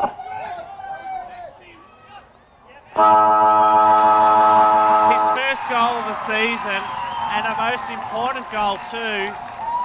South Bendigo have won 11 goals 9-75 to Strathfieldsaye 8-17-65. And Zach Sims, extraordinary, has not goaled all season and gets the match winner. Yeah, anything can happen in a game of footy, can't it? That's it's a great finish, and credit to South Bendigo. One man down in that last 10-15 minutes, and we're able to actually transition the ball from defensive, from a point kick from Strathfieldsaye all the way to their goal line. That's a fantastic effort with one man short on the ground. And today our best on ground winner, thanks to Bendigo City Framers, our sponsor, is Hunter Lawrence as well. So we congratulate him. We were very impressed as a broadcast team with his performance. Jackson, I've got Jack Fallon down here. Jack, you must be pretty pumped with that. Oh, mate, it's a bit speechless, to be honest. Super stoked. I think, obviously, we spoke about all week how last year, they struggled as a club, and to have 11 wins, now 12, and into the next final against Gizzy next Sunday, yeah, we're pumped. What about yourself? Massive celebration, getting forward and kicking a goal in that last quarter. Yeah, I don't do that very often, so got to make the most of celebrations, and a whole team effort, especially one down the last 15 minutes to grind away and get a win. It's awesome. Yeah, they also tell me that was Zach Sims' first goal he's kicked all season. What a moment to do it. He loves the celebration too, mate. Oh, you'll be getting around that tonight. He's a good man. Excellent, Jack. Thank you very much for your time. Congrats on the win. Enjoy it. Cameron Power with Jack Fallon, the co-coach of the South Bendigo Bloods. What an amazing achievement by them this afternoon. That final score, just to repeat, 11-9-75 to Strathfieldsaye Storm, 8-17-65. Norm Jenkin, you've been watching the game closely this afternoon. What are your observations? Well, in that last quarter in particular, Strathfieldsaye had all their chances. They had 11 inside 50s and were unable to put one goal on the board for the quarter. 1 goal 7 actually out of 11 inside 50s. South Bendigo took them 9 minutes 40 seconds before they got their first inside 50. They ended up with 7, but they were able to kick 2 goals, and that was enough. Intercept marks in that last quarter were 1 to South Bendigo, and there was 5 to Strathfieldsaye. Early on, Strathfieldsaye controlled it. They stopped South Bendigo getting out of their defence and into their forward line, and they kept putting it in. As I said early on, it was 8-0, and it looked at that stage as though Strathfieldsaye were going to run over it. I've got Tom Burton down here as well from South. Tom, you must be absolutely wrapped with that one. Yeah, super win. Credit to the boys, obviously. From where they finished a few years back, obviously, just building confidence and taking it week by week, mate, so who knows what can happen. This is the second final you've won at South. Does this one feel a little bit more special than the first one? Oh, it does. You know, it goes back to that first final, though, as well. Like, a credit, just a big build-up from that season, and a lot of the boys have stuck around since that final, so it is sweet, mate, but plenty of work to do, so, yeah. Now, obviously, with a Sunday game, is it a little bit less recovery? Does training change at all for you this week? I don't think so. We'll just keep it pretty simple, mate. Just do what we've been doing the whole year, and, yeah, plenty of recovery tomorrow. Thanks, boys. And yeah, just go again, mate. All the best, Tommy. Thanks for joining me, and we'll see you next week. Thanks, mate. Appreciate it. Tom Brereton on Live 25 local fresh footy there. So we are with you for another 7 minutes, just wrapping up the weekend of football in Live 25 local fresh footy. Yesterday it was a 9-point win to Eagle Hawk against Gisborne. So that means that next weekend Gisborne will take on South Bendigo next Sunday afternoon in the first semi-final. So that will be a very interesting clash, that's for sure. Saturday sees the second semi-final between Sandhurst and Eagle Hawk, the winner of that game to advance through to the grand final. Norm, you were chatting away when Tom Brereton kindly came with us live on air. Yeah, so South would have been disappointed had they not got the points today, because overall they had 52 inside 50s to 43 for Strathfieldsaye. But it was Strathfieldsaye in the second half of the game that controlled the intercept marks.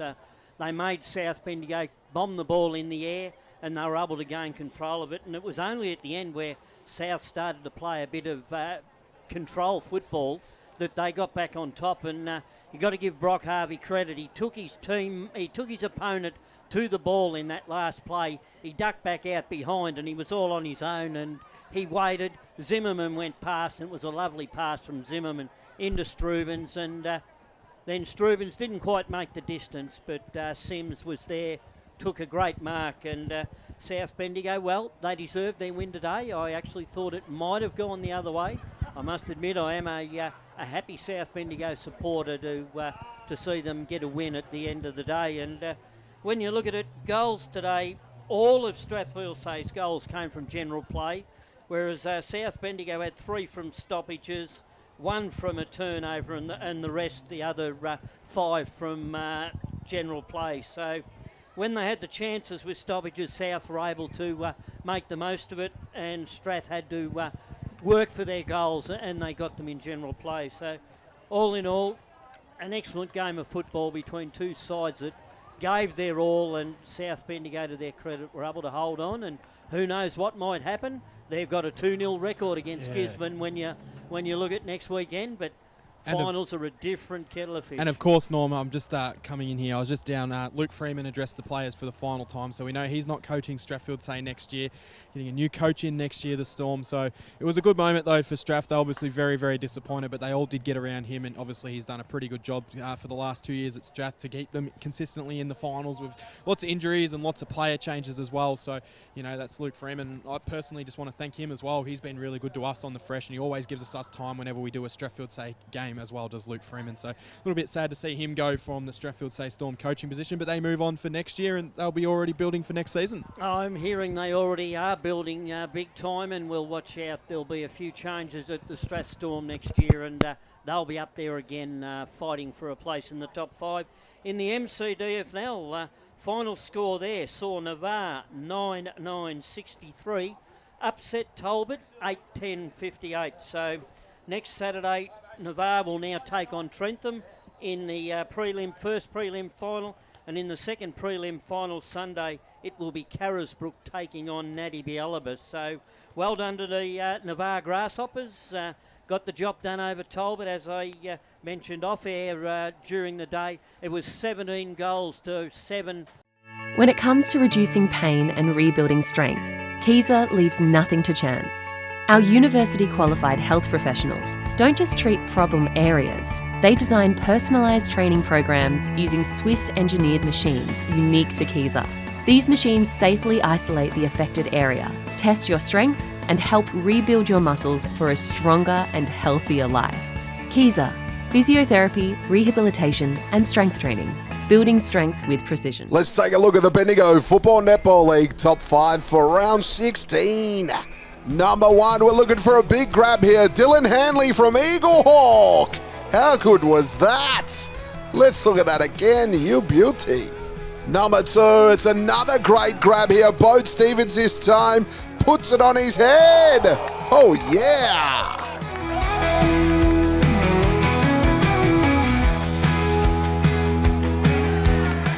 Number 3, Stephen Strabance here from South Bendigo. Had 11 goals on Saturday. He was gifted this one, but he still had to put it home. Great work.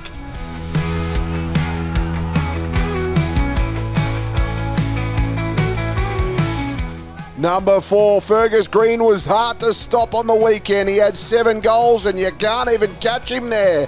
A lovely snap to thread that through.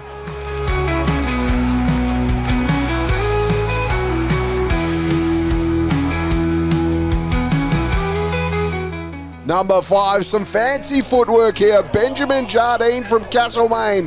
Whoop! He's so elusive and he put it through. Great goal.